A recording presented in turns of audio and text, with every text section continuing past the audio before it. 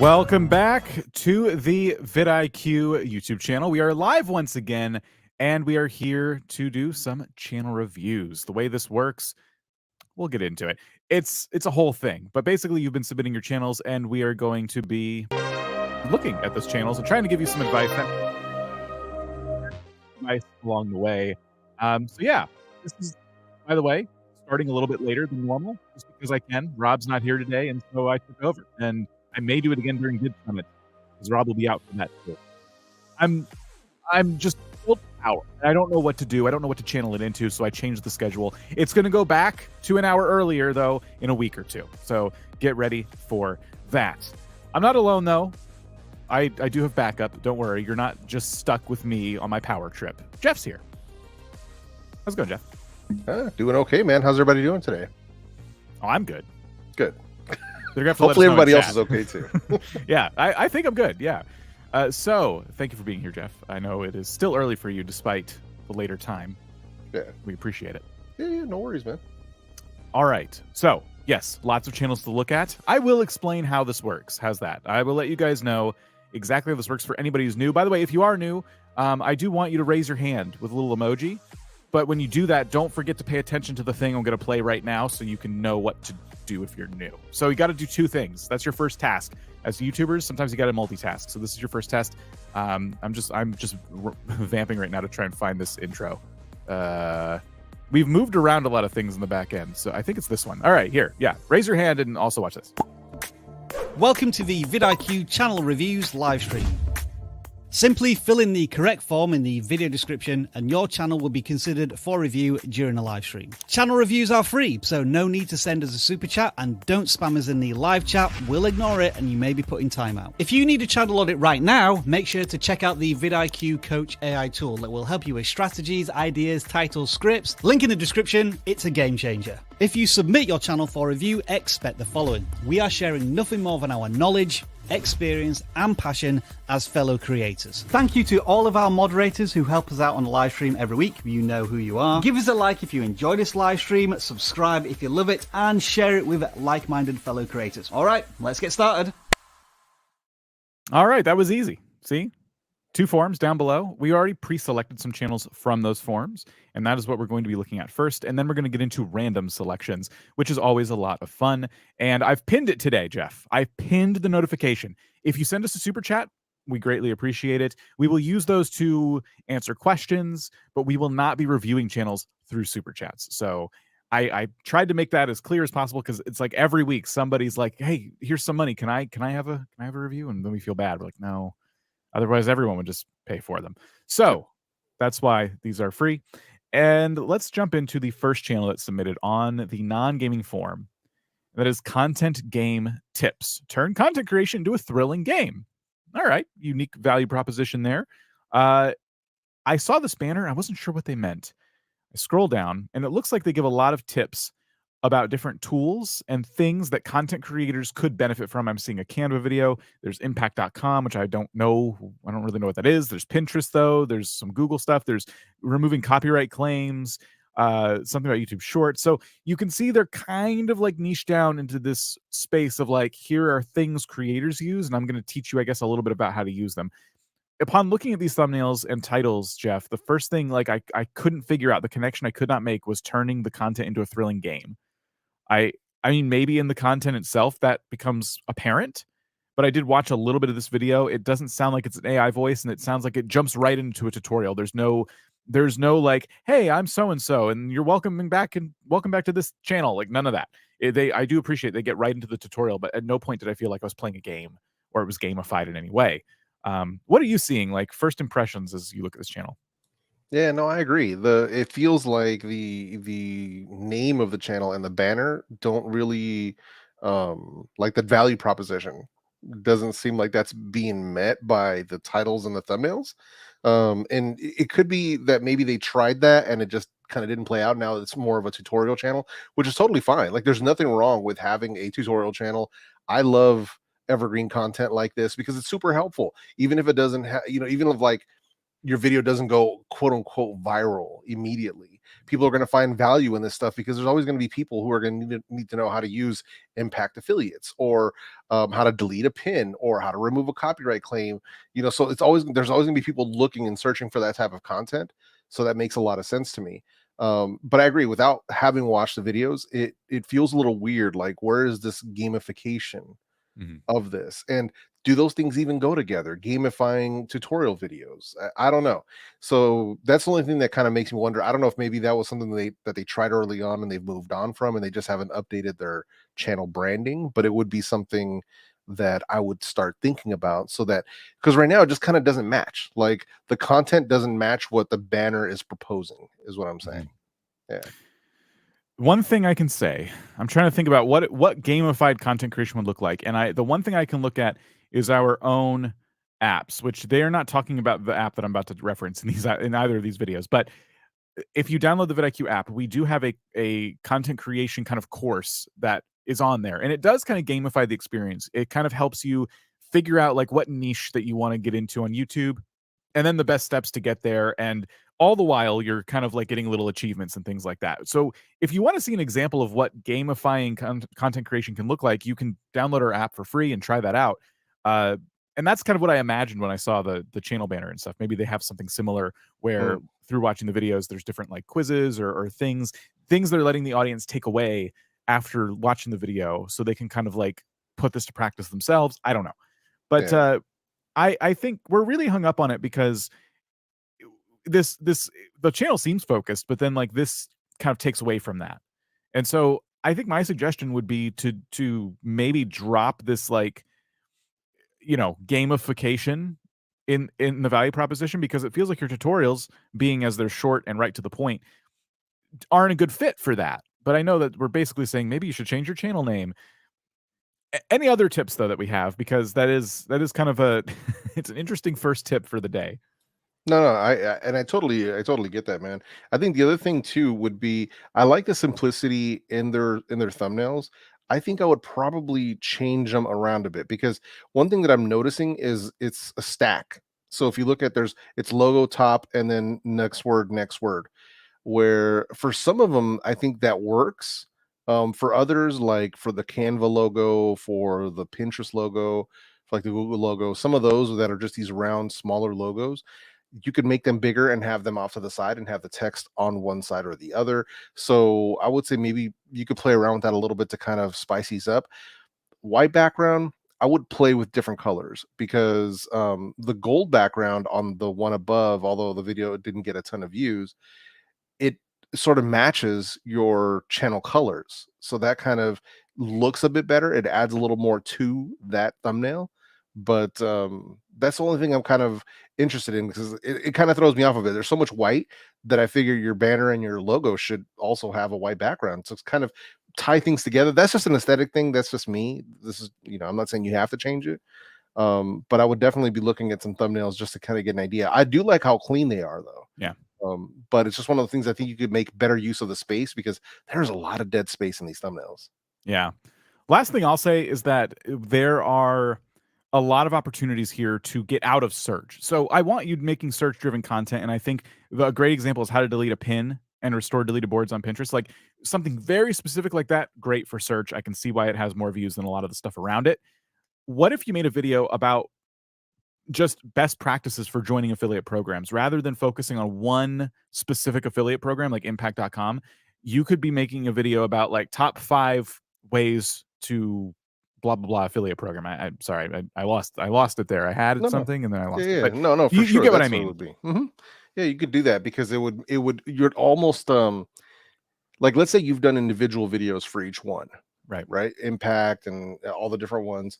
And then you're like, well, how about I make a top 5 video that sort of makes, it's almost like a compilation of all of them. You're not going to include the entire videos, but you're going to give a quick synopsis of each one. You could do it in a countdown style based on what you think is your favorite one or whatnot, or they can be in no particular order, however you want to do it.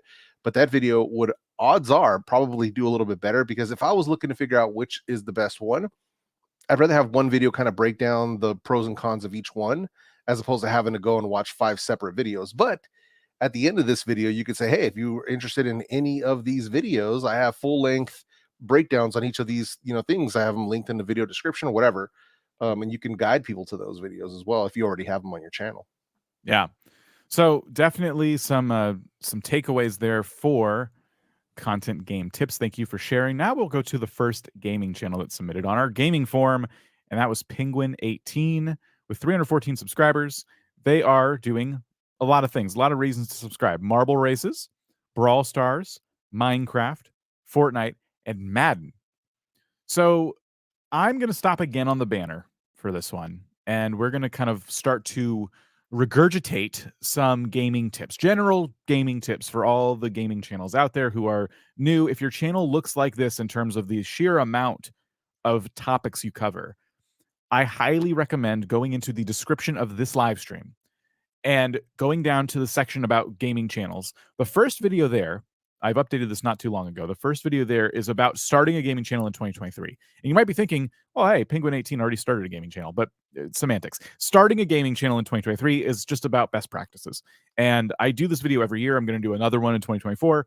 And I'm going to take everything I learned from 2023 and stuff it into that video too. So there is, in my opinion, when you're starting out, no reason to do this many things. And it's kind of for a couple things. Like, there's no reason for you to do this to yourself. This is obviously all the things you like, right? I'm just going to assume for a second. Let's just say these are the games that you play the most. Some of these games don't need to be content. Some of these games can just be for you to just play when you need to unwind from YouTube. And trust me, you should unwind from YouTube. It really helps your creativity to unplug and just read a book or play a different game or do something that isn't related to creating content. That's my tip for you after doing this for a very long time. The other thing is that some of these games don't cross-contaminate in terms of audience interest. Madden, totally different side of YouTube. Not even gaming, in my opinion. It's more for people who like sports and know what video games are, Matt, when it comes to Madden. Like, the people who play Madden, I've met people who get an Xbox literally just to buy Madden. They're like, Halo, what's that? It's the Xbox flagship product. What are you talking about? I don't know what Halo is. I just have Madden. Or I just have NBA 2K. So sports games and games are totally different worlds when it comes to audience crossover. And marble races, I think there is a game that lets you race marbles, but that's also a whole separate topic on YouTube where people race real marbles when they build these elaborate tracks. Jelly's Marble Runs being like my favorite channel that does that. And then the three in the middle: Brawl Stars, Minecraft, Fortnite. I do feel like that's where you start to get into maybe some crossover. It just appeals to, I think, the same type of viewer. I think you could have these channels live in harmony or games live in harmony on one channel. We generally recommend to focus on one thing, though. Try to get yourself, it looks like Brawl Stars, just from a very quick glance at the thumbnails, is like your thing right now. What if you just did 100 Brawl Stars videos and you know, not as a challenge, but literally, like, I'm going to plan out 100 different Brawl Stars videos. I'm just going to stick to Brawl Stars for a bit before introducing anything new. Having that level of focus will really, really help you when it comes to ideating and trying new things, because you're going to look at what other channels have done with Brawl Stars recently. You're going to be able to take inspiration from them and do your own versions of maybe those challenges or those tutorials or whatever it might be. And when you try and focus on this many things, that's research gets harder and harder to do. You're watering down your potential, in my opinion, because you're not focused, really, really dedicated to being the Brawl Stars person.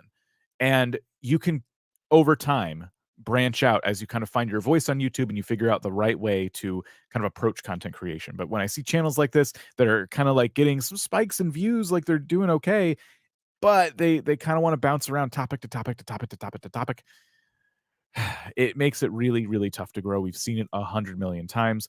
I will give them credit for the last 2 months, maybe more. You have been focused on Brawl Stars, it looks like, other than this marble race state flag thing. That's where it starts to dilute itself again. Yeah. So maybe they heard us. Maybe this is like they've watched enough live streams now to know that's the advice we'd give. In that case, my advice is please change your channel banner because it's confusing. Yep, I agree. That's the thing, man. That's one of the things where it's an easy fix, I would say, even if you're not a graphic designer. Even just putting the proposition, put the value proposition, telling people to subscribe. Okay, cool. Why? Just because game? That ain't enough for me. I'm sorry. So it would have to be, what are you doing in these games, right? What is the actual, what value are you delivering to me as a viewer? And that's the thing that a lot of people tend to forget or don't realize, that that's something that they need to think about when they're joining YouTube, is at the end of the day, what is the viewer going to get from my video? Right? Whether it's entertainment, whether it's a heartfelt story, whether it's learning how to change a carburetor on an old engine, whether it's fixing a bicycle, what are they going to get from this? Right? And a lot of people don't put that mentality into the content that they're making. And that really starts all the way from the banner. Like, what value proposition are you trying to deliver to the viewer? And that way, every video you make gets filtered through that. Like, okay, so my value proposition is I'm going to teach you how to play Brawl Stars. I'm gonna target people who have never played Brawl Stars, or they're just getting started and they want to figure out how this game even works and what are the best practices and how to level up and stuff. That filter will help you decide exactly what videos you should be making. If it's that type of channel, Let's Plays aren't really it. It's going to be tutorials on the best ways to level up. So just some thoughts, but I agree with Dan, especially on the part of having, too many games, even though it seems like they've definitely, boiled this down, but sticking to one game for what goes on the channel and then playing whatever the heck you want when you're not recording. That's really the move. There are ways to pivot out of one game. And I know, because I know like the one game advice makes people feel like they're boxed in. Right. There are ways to do that, but that gets into more, I would say, advanced YouTube strategy, because we're talking about creating a through line throughout all the videos, right? Even if it's multiple games, if you go to the channels that do that, there's still like different things that tie all those videos together in the sense that they are all done a certain way. Like, great example would be Spiffing Brit, who breaks games. So you'll always see different games on Spiffing Brit's channel, but as a regular viewer by that point, like, now today he's breaking City Skylines 2. Today he's breaking Starfield. Like, you just understand where he's coming from. So that is why, like, we start small. A lot of these creators did, and then we slowly branch out from there. When I say find your voice, what I really mean is finding that through line, what makes the most sense for you. And a lot of that is just understanding who you are as a content creator. Like, it's not something we can really teach. It's something that just kind of like happens naturally over time. Is like, I feel comfortable being this certain way when I'm on camera or on the mic, and I think I can be somebody who is good at breaking games, or really I could be that sarcastic YouTuber, or so I don't take anything seriously at all. Like, there's just like a personality that kind of like has to form, like a content persona, if you will. And that's what you'll see the biggest channels do, who switch games a lot. So I'm lingering on this channel because it's just full of a lot of general gaming tips that we like to give. And it covers us for later if we see a gaming channel making similar mistakes, because we're going to tell you to come back to this part of the live stream. Yeah, no, 100%, man. That's one of the things why I always hope that people in the chat or the people that are watching live are taking notes, because we'll end up having to repeat ourselves unnecessarily. So we may just skip over some of these topics, again, in the same live stream, because it's kind of pointless to repeat ourselves. So hopefully people do take notes. A lot of this applies to a lot of you guys, and there's a lot of you guys who say that it doesn't. But if I go to your channel right now, I can guarantee you that it does. So I'm looking at you. If you think I'm talking about you, I am. I wonder if Jeff's talking about me. Useless Builds gave us a super chat. Love all the help you provide for the YouTube community. Do you think it's a good or bad thing to go back and edit old thumbnails as you get better? Not bad at all. Yeah. Go ahead. Yeah. Oh, no, I was gonna say, it's not a waste of time, assuming that one, your skills are better, and two, the topic of the video is still relevant. So, if you have a old video on, Madden 15 or something, it's not really going to be relevant in 2023. So that's one of the things where should you spend time making a new thumbnail for that? Probably not. Probably not. But if the topic is still relevant, heck yeah. And we've seen that work and turn videos around for a lot of people. So yeah, if it's still relevant, do it. I can show you something like that you should look for. I'm just going to pick a random video here, but like, let me just scroll down. Any video, doesn't matter. So one metric I want you to look at when trying to figure out, should I redo the thumbnail? Look and see if to this day you are still getting impressions. Like, is your video still being shared actively? And in a lot of cases that it will be. It's like YouTube will still be testing it with a small audience. And if you are seeing that you are still getting impressions, then that is a good indicator that you could change the thumbnail or the title or both. And YouTube will see, with that little tiny audience it's sharing it with, hey, what's going on? People are clicking on it now. and shares a little bit more. What's going on? People are, you know, we've done this, and we're actually thinking about taking some of the videos we've done this with and putting them into a video just to show you, like, you can take a 10 out of 10 bad video and make it a 1 out of 10 by making those adjustments. But you really want to choose the right videos to do that with, because you can do it for all your videos, but when does that start to take time away from creating new stuff and just learning from the mistakes of the past? A new video will always, out of the gate, perform better than an old video. So keep that in mind. He DIY Reviews says, my DIY channel has home and auto repairs so far. Should I start a new channel, post my tech-related DIY projects, or post them to the same channel? Well, I mean, I would say probably have a separate channel for this, because even home and auto shouldn't be on the same channel, in my personal opinion. So that's 2 different viewers right there, completely different viewers. As much as we might think that they're not, yes, they are. Yes, they are. Yeah. So if you're going to be doing another third topic, yes, I would do that on a separate channel. And channels are free to make, so knock yourself out. Just remember, every new channel requires just as much of attention as the old one if you want them to grow. So you're going to be potentially taking your time, that you very limited time you have in a day, and like taking the focus from one channel and kind of trying to split it off. And that's always a struggle. I have a lot of channels. I would only be active on like 1 or 2 though at a time, just because, you know, I don't really have the time to actually keep up. So yeah, something to keep in mind. Designburst says, thank you again, Designburst, for all of your supers all the time. We've been on YouTube for 3 months, but still can't create a simple yet curiosity building thumbnail. How can we do this for our interior design channel? Our click-through rate is just 5.2%. Any advice? Well, so research, really. That's going to be the first thing. Yeah.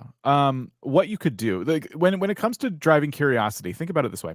What makes you curious? Like, why do you click on channels? I want you to think about this from the perspective of you finding a new channel that you wouldn't normally click on.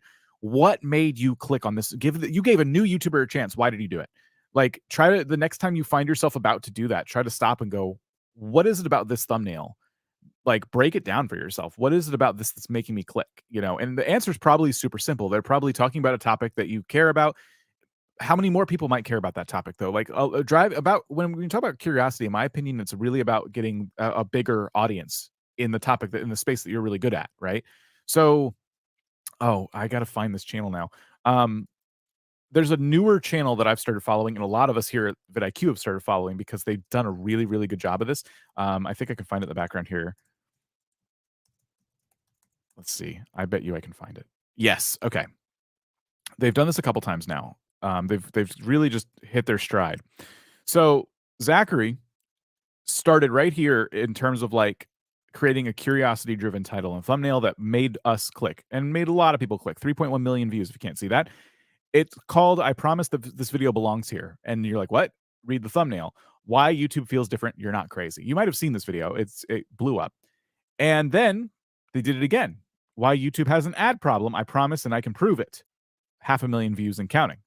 And then they've tried the same format with an Apple video, and not as many clicks. But hey, like the videos they were like, look at the views they were getting before, and now they've kind of, I think, pulled up their base level audience with these 2 videos, and they can now go back to covering different topics outside of YouTube, and you know, away they go.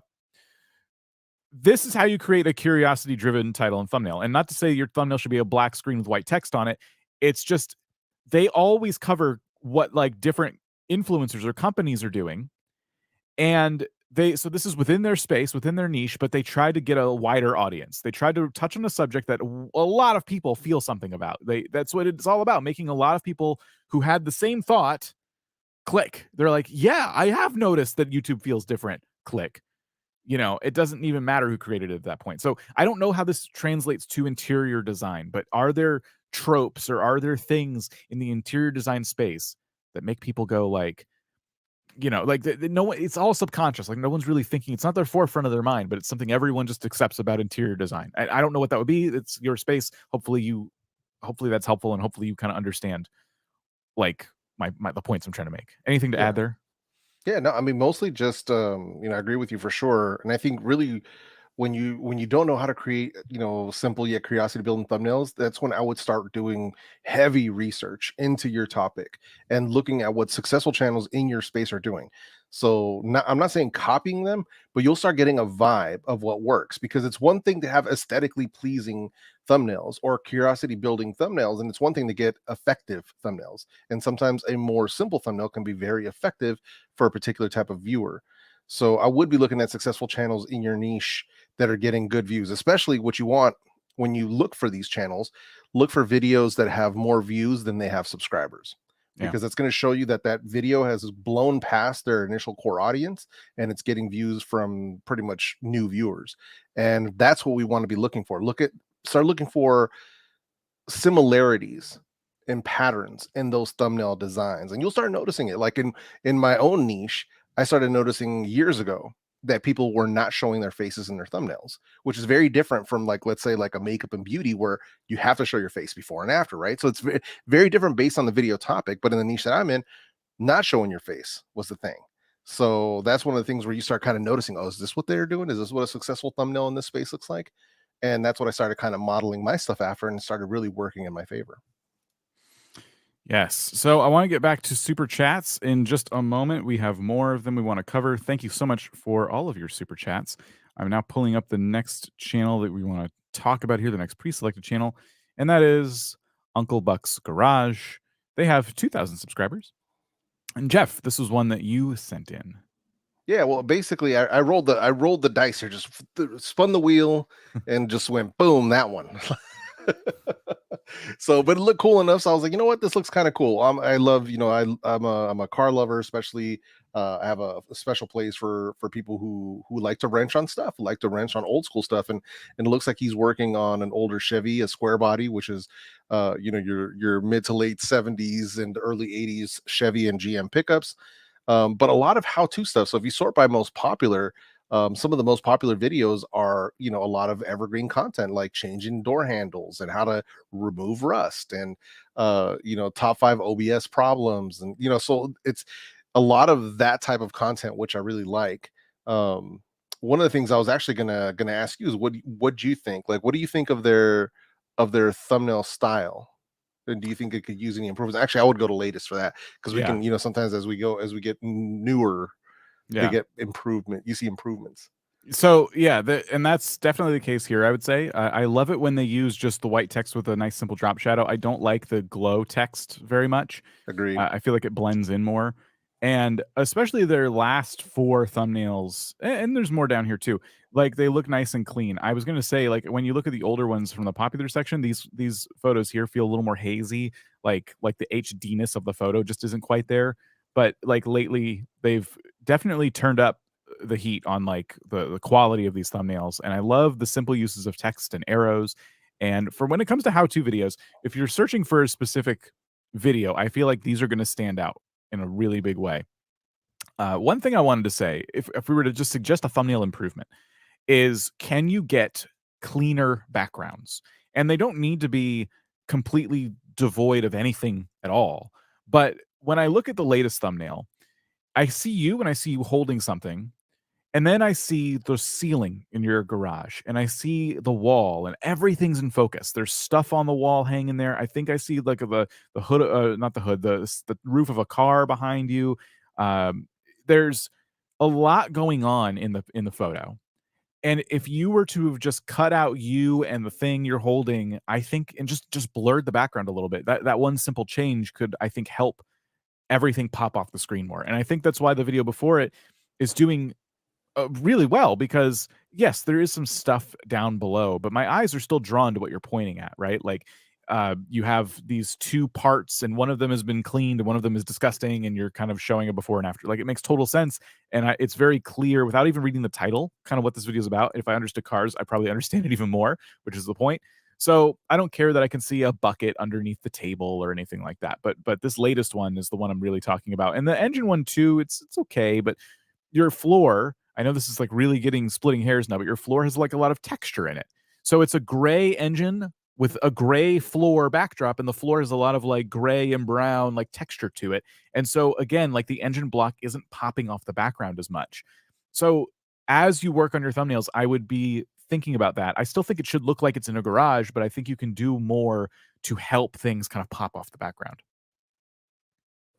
Yeah, no, I totally agree, man. And that's one of the things where I think it's just a matter of, having the right tools or access to the right tools to where you can do that, right? Where you can separate yourself from the background and then be able to kind of blur things. Or when you take the thumbnail shot, be mindful of what's in your backdrop and say, can I find a cleaner place to do this? Not in a sense of being dirty, but in a sense of cluttering or color. Do I have a blank wall that I can stand in front of to do this so that there isn't a bunch of stuff going on that'll throw off the thumbnail? But one of the best ways that I've seen people do it is exactly what Dan's already mentioned, where you can basically create a layer where it's just yourself, the text, the part that you're holding up, and you can sort of just apply almost like a slight lens blur to the background, and now that'll create that separation that'll make it much clearer what you're looking at. But overall, I mean, I like what they're doing. I like the fact that it's gotten cleaner. The top 10 video that's below this with the 4 pictures of the trucks, I would stick to one. So that's one thing that I would definitely recommend is pick the best one and just have the one. Because you have to think a thumbnail is already small enough, and now you're making 4 thumbnails inside there. Those just don't really do the job. So I would definitely pick the best one and just roll with that for sure.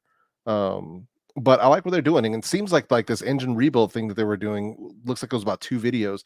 That's the kind of stuff that feels like it could be a series, where you're taking people from when it's. And I've seen other automotive channels that I follow. Well, they'll do it like it'll be part 1 is them bringing it in, assessing what they're doing, maybe pulling out the motor. Part 2 would be them actually doing the full tear down, figuring out what happened, and then ordering the new parts. Part 3, them doing the cleaning, the machine work, or taking it to the machine shop and getting it back. And so this seems like a series that you may want to, I don't know, it just a thought, because sometimes we'll put a lot into it, but I think sometimes you could break it down and make some longer form content that can really serve your viewers in the right way for this kind of stuff. Like, I love it. Like, I know how to rebuild an engine. Doesn't mean I don't want to watch it, especially if you can make it entertaining, make a story out of it. It's stuff that I still watch on a daily basis. I love that idea, and it popped into my head something that gaming channels do a lot that I'll now pass this tip on to this automotive channel because I think it would work. I rebuilt a truck, maybe a specific truck in the title, in 10 days. And the first thing in the title is day 1. I rebuilt a truck in 10 days. Day 2, I rebuilt a truck in 10 days. Day 3, I rebuilt a truck in. You can take that same exact title. Gaming channels do this a lot and repeat it in every single video, but you change the thumbnail. The thumbnail always looks different. The thumbnail tells part of the story. The thumbnail gives the rest of the context. So you would have the engine block, and it would just say engine day or something like that. Or just I don't know ? Works as well for that imaginary series I'm talking about. This works for gaming channels, and people will see what you're doing, and they will go back to episode 1 and they'll start watching the series through. Episode 1 will be the entry point for a lot of new viewers. It'll always have more views than the rest of the episodes, but the key is having people kind of start to go to the older stuff. You're creating returning viewers. Right, exactly. This is a strategy gaming channels use to kind of tell a long form story with a series of content. And the reason this is so cool for you is because you have your search driven videos bringing in new people to the channel because you're helping solve specific problems. And then you would have your more broadly reaching browse based videos in this series where you're fixing up a truck. If this is something you're going to do, fixing up a truck is very difficult. Creating videos is very difficult. So obviously this is a big commit mode I'm suggesting. But if you ever do that, consider that strategy. Gaming channels do it all the time. It works. You can repeat titles in the same format, and people will know exactly what you're doing just by looking at the title and thumbnail. And yeah, it's something worth testing. And then the other thing, yes, is construction channels. Construction channels, yes, yeah, like you're building something. So you have nothing, and then it builds same up. Title, just different thumbnail and different day. Yeah. People love to see something progress. Even if I'm not an automotive gearhead kind of person, I would watch that content if it was like a car that I thought was really interesting. Like, oh, that's a famous truck. I've heard of that. I want to watch this person rebuild it. Like the first day is like you getting the truck. And so it's the picture of this rusted out old truck with the tires popped and everything. It's up on bricks or whatever. Like, and then every day after that is the journey of fixing it up. And then the last episode is you with the completed truck. And then wait a few weeks, take all the videos and put it in one big video and throw that on your channel, because that is like the full series approach. Watch time bomb on your channel. Absolutely. The gaming channels do this. And I know that sometimes we cover gaming channels. People are like, oh, it's a gaming channel, I shouldn't focus on that. You can take strategies from other types of mediums on YouTube and bring them to your channel. And that's just something I want you guys to open your minds to. So I think that would work for this channel. I think it would be brilliant. Yeah, 100%, man. That's a big thing. Like, people think outside when they say think outside the box. You can pull ideas from other niches that have nothing to do with your type of content. My most successful content that I've put out on my personal channel over the past 2 years was an idea that I got from a food and snack channel. Boom. Yep. And a food and snack channel that I said, can I take this topic and frame it around headphones? Turns out, hell yes, you can. Yes, you can. Yeah. So, and I'm always the person that says don't put numbers on your videos, but when your video has a clear end, if the point of the video is 10 days, like people will understand what the numbers mean. Whereas if you were to play a game or do a project that had no clear ending in the title and thumbnail, and you just said, "Hey, fixing a truck, part 52." Let me ask you this: would you watch a movie if you didn't know when it was going to end? Would you walk into a theater with a movie that was just playing and it had no ending, and then you'd sit down? What would you do? Just watch it for a few hours and leave the theater? Like, no, people want to know that something they're about to sit down and watch has an ending that's going to pay off in some way. It has to be an arc. Yes, exactly. And so that inherently has an arc, like fixing a truck in 10 days or 30 days or whatever it might be. Last tip for this channel. I know we're staying on it a while, but top 10 reasons why square body Chevys are so something. It was so close. If I put my cursor on it, it says awesome. When you have a title this long, I think, I could be wrong about this, Jeff, but I think all caps is part of the reason this title got cut off, because it made the text larger, and so there was less room for it. But even if I'm wrong about that, if it's just literally character count, did you need the words "the top"? I get if it's a top 10 video and top is really important to you, but you really didn't need the word "the," and that could have helped save the word "awesome."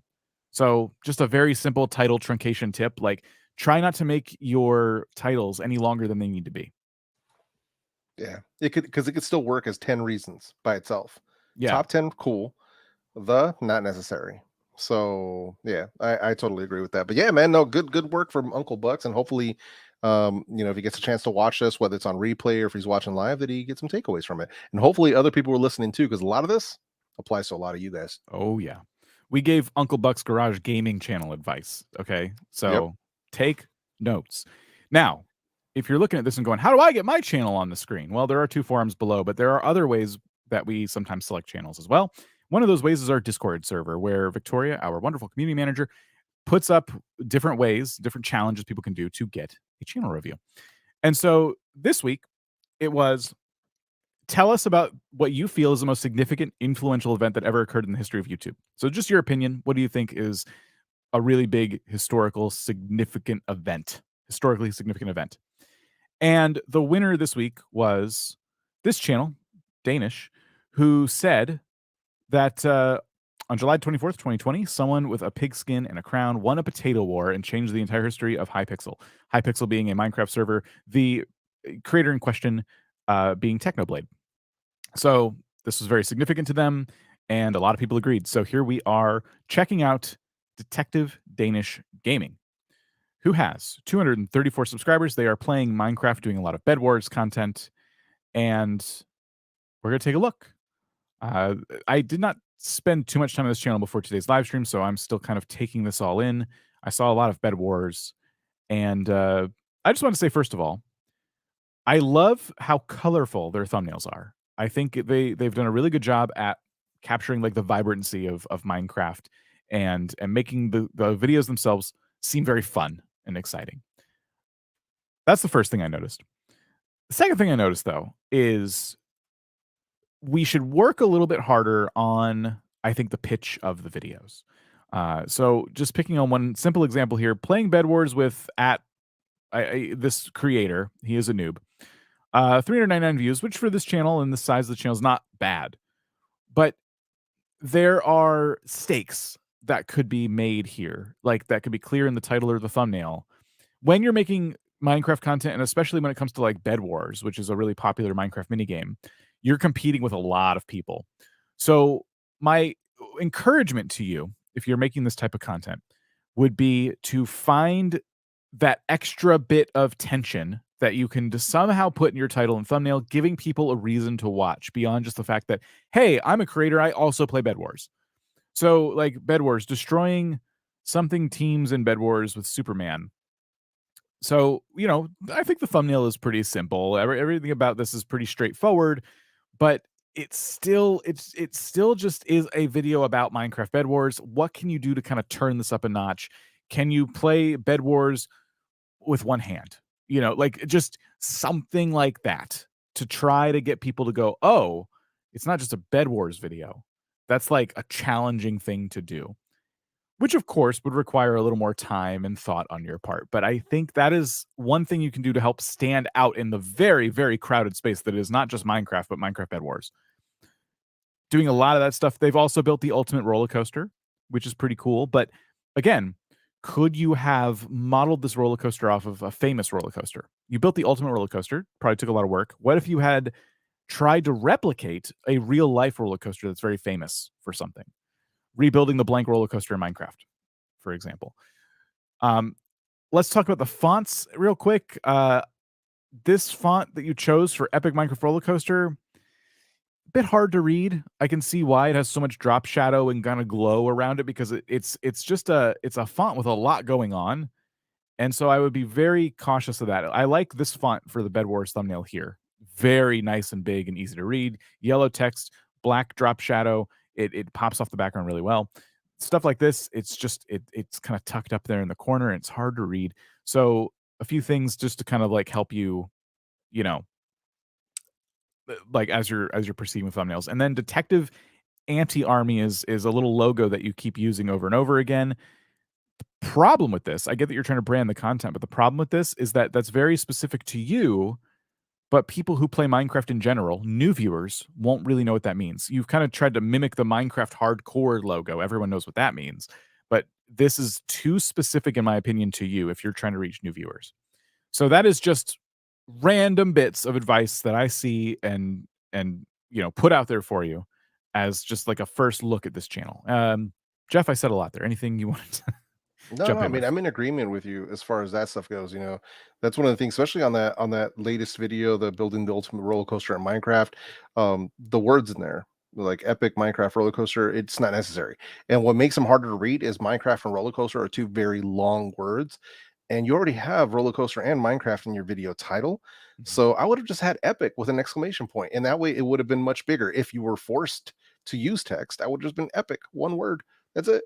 You already have roller coaster and Minecraft in the title. You don't have to repeat it in the thumbnail. So that's just a small thing, but it would make it pop a little bit more as far as the thumbnail itself goes. But yeah, I mean, I'm in agreement with Dan as far as the Minecraft stuff is concerned. So it's not my bag. I'm not a Minecraft dude. Sorry guys. That's just not my game. What? Yeah, I know. How dare I? but it's cool. That's not to say that I may not at some point start playing it, but I just, it's just not my thing. Splitting hairs again on thumbnails real quick before we move on. Your character is like the sky blue kind of like Minecraft skin, and you use a lot of sky blue in the background.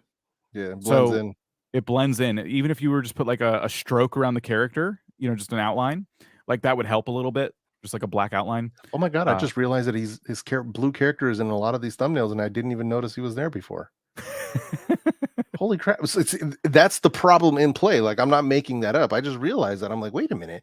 Like the second row, the best lucky block race ever with the money bags. I didn't realize that was like a character holding the money bags. Yeah. I was just like, what the heck? So yeah, that's one of the things where Dan makes an excellent point, especially on the blue backgrounds. You're going to want to add some sort of separation there. Yeah. And there's also, like, picking on this video in particular, there's some intrigue that's kind of missing. I love the thumbnail in terms of the before and afterness of it. It looks like there's a lot going on, but like in a good way. What's missing for me, like best video doesn't make a lot of sense in the corner there. And then it says best lucky block race ever. But what's missing is what makes it the best lucky block race. Like, why is it the best lucky block race? What is different about this lucky block race than any other in the past? It looks like you can win some money. So why not lucky block race for $100 or something like that? Winner gets $100. Like that has to be communicated to the audience. Otherwise, it doesn't. We just have to kind of take your word for it. And new viewers, again, like we're trying to get new viewers to click on your video, and that's going to be how you entice them to do that. Yep, I agree. All right, Detective Danish Gaming, thank you for being part of the vidIQ Discord community. Appreciate you. Before we get into random channel selections, Jeff, let's talk for just a minute about vidIQ Max. We are sponsoring our own live stream today via vidIQ Max. Yeah, no, absolutely, man. I appreciate that. No, Max is dope, man. So Max is a what we call a group coaching product. So it isn't one-on-one. It's not like me and you sitting down in a room talking about just your channel. We have essentially created a community. This is to kind of give you the quick overview of like how we came up with it. We sat down and we thought about what we would have wanted when we first got started on YouTube. What kind of product would we have wanted that would have helped us grow? We want to create a community. We want to create a space where people could come together, share ideas, give each other feedback, but also have access to people who have much more experience doing that at the same time. So that's where you get myself, Travis, Alexi, and Tish, along with all of the Max members who are already in our private Discord, there to help you get advice on your thumbnails, on your titles, on your videos, on your scripts, on all of it. In addition to that, we also have over 50 sessions already recorded on different topics, from thumbnails to titles to how to get sponsors to how the YouTube algorithm works to all the steps you need to do before you hit record on your channel. So there's so many different things. We even have sessions with experts for different things like affiliate marketing. We have YouTube lawyer Ian Corzine talking about copyright, like explaining all the different aspects around copyright. So, and we've also had, talks with YouTube experts like Todd Beaupre, Renee Ritchie. So it's an excellent product for what it is. We've got some amazing creators as a part of it. And I'm super, super proud of what it is and the community that we've built there. So if people want to join us, cool. It's not for everyone, obviously, and it's priced accordingly. But for those who can, it's an amazing opportunity for you. So there you go. Check out the link down below. Get your 30% off your first month of vidIQ Max group coaching. And yeah, thank you, Jeff. So we are going to now get into randomly selecting your channels. And that means it's time to bring out everyone's favorite random selection buddy.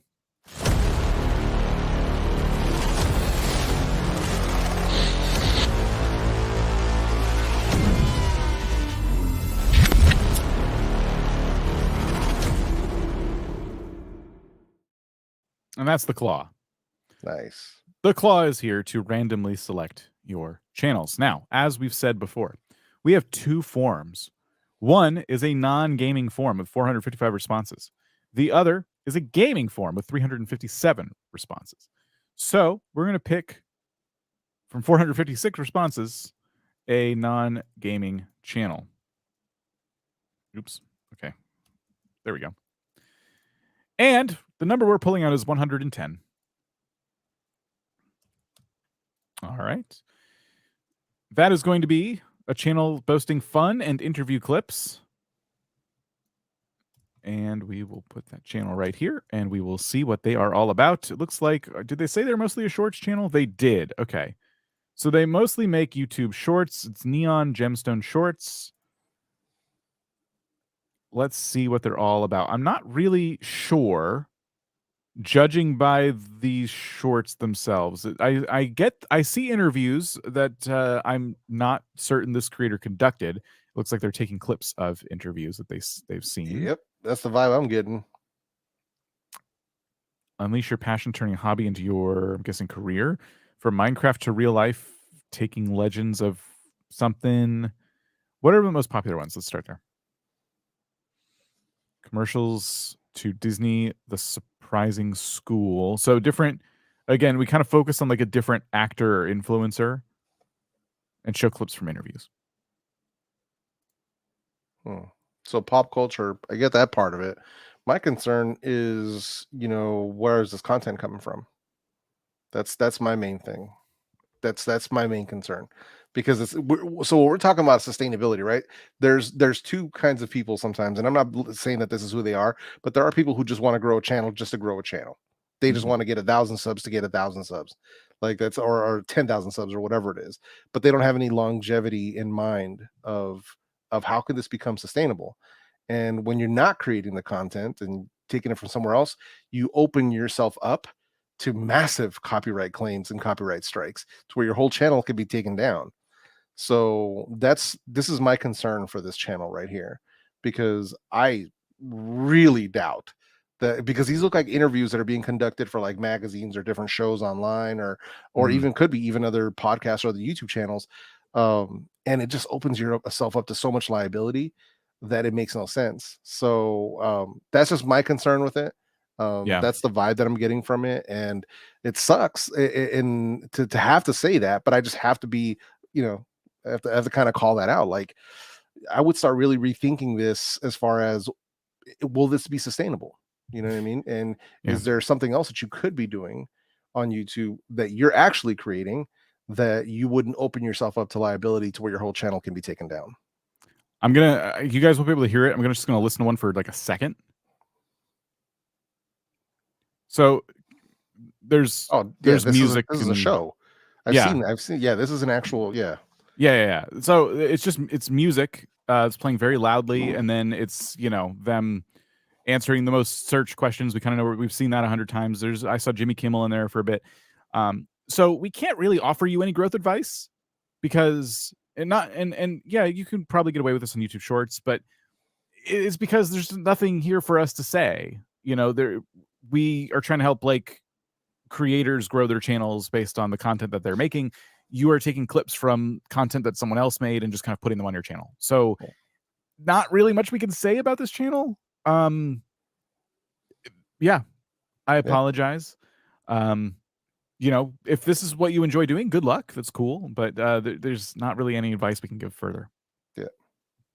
All right. Let's select a gaming channel.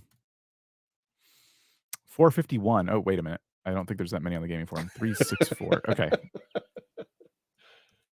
All right. I've recalibrated the CLAAAW. 179. Yeah, Clawbird was getting ahead of himself there. Okay, so they're a horror channel, they say. They're doing long form videos, rigged gaming. All right. Let's see what we have. It definitely seems like a horrifying bunch of thumbnails. Yeah, I mean that dark. in a positive way. Yeah. Yes, they are dark. They're a little hard to see, but they are playing that in that genre of game. Yeah, no. This is one of those times where the vibe makes sense. You know what I mean? Like, that makes sense. So it'd be really weird if we had super bright, bubbly, Minecrafty looking thumbnails on a horror gaming channel. It'd be like, wait a minute, sir. There's two things here that just don't match. Yeah. So, yeah. No, I hear you. So what I like about this channel out of the gate is they are doing a pretty good job of stuff we talked about a little bit earlier, where it's like, what's the intriguing bit? How do we get people to watch these videos who've never seen the channel before? And the latest video is a good example, playing 3 worst rated Steam horror games. And they've made the thumbnail very simple to understand. The big Steam red thumbs down with like a funny comment and says not recommended, and the comment underneath, common like style in terms of like thumbnails.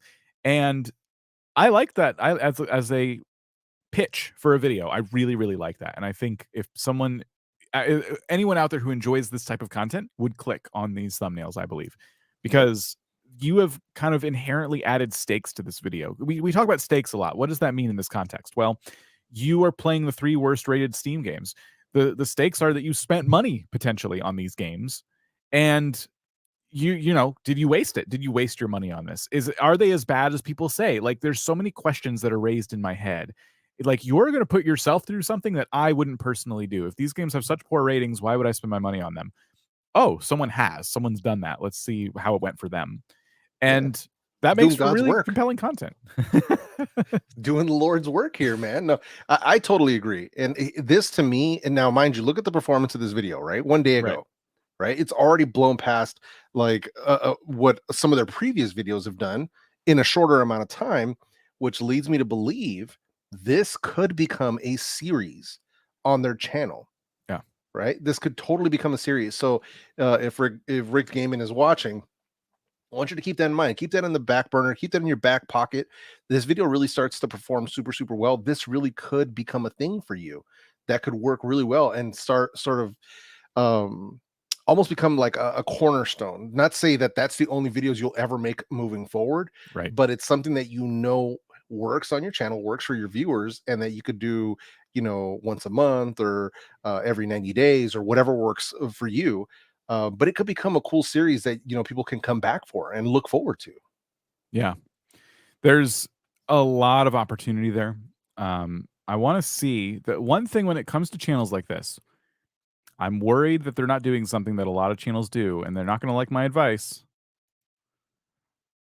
I like the intro. I like the music. I like the energy. I like the text popping up. I like that you're reinforcing the click, like we're talking about the concepts and everything.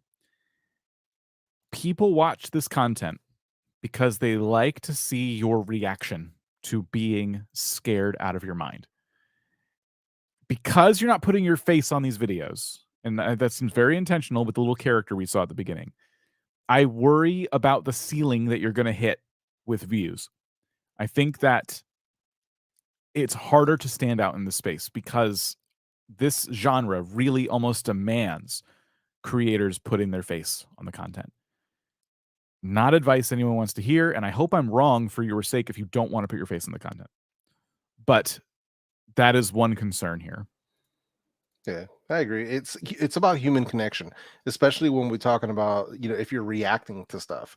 Now, mind you, they are playing it, and playing and reacting are not necessarily the same thing, but there are some similarities in what's going on between playing and reacting to something.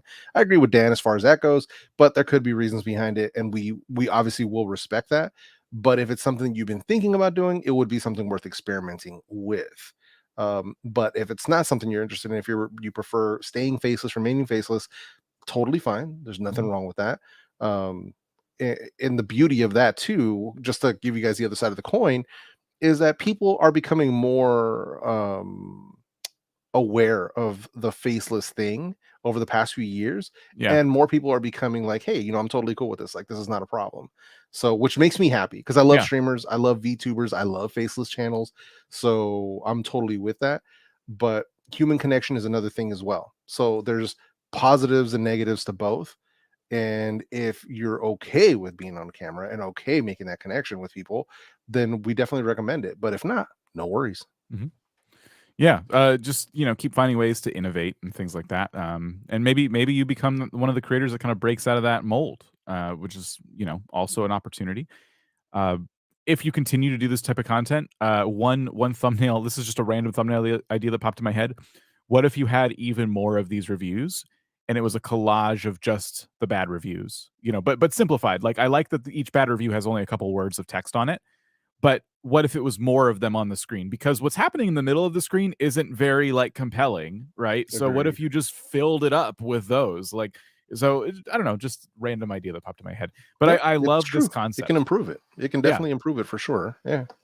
it stands out, right? Like a lot of horror games look like this one and this one and this one, but a video with a bunch of red thumbs down is going to stand out on YouTube amongst the sea of videos in the space. Like, what is happening here? And you already kind of get the concept before you even see the title. Yeah, I would say one big one Yeah, one big one. across, Yeah, and then you can have a bunch of small ones as the backdrop to it. But you'll see like one big red thumbs down, and then you'll have see like a bunch of other ones. And we don't have to have, because I know that's like a mask or character thing that's there in the background, but I don't think it's necessary. So just a rethink on that, but they can use that moving forward if they decide to continue with the series. But either way, looking forward to see what they do, because now I want to watch this video, man. So because yeah, anytime I see somebody doing like I'm trying out the worst rated restaurant or playing right. the worst rated games, or you know, just whenever I see worst rated, I'm just like, oh, I'm there. Yeah, Like I gotta see this. there's I don't know if there's a phrase for this, but I've been trying to like pass along this advice to gaming channels because I've noticed this, especially in the last couple of years in gaming. But this could be tailored to anything. I think creators who put themselves through something stand out a lot more. So a great example of this is Ryan Trahan's Penny series. He put himself through an experience where he tried to travel across the country in 30 days off of one penny. Like, I'm not saying that's what you should do, but putting yourself through something in this case was like a channel that was playing the worst reviewed Steam games.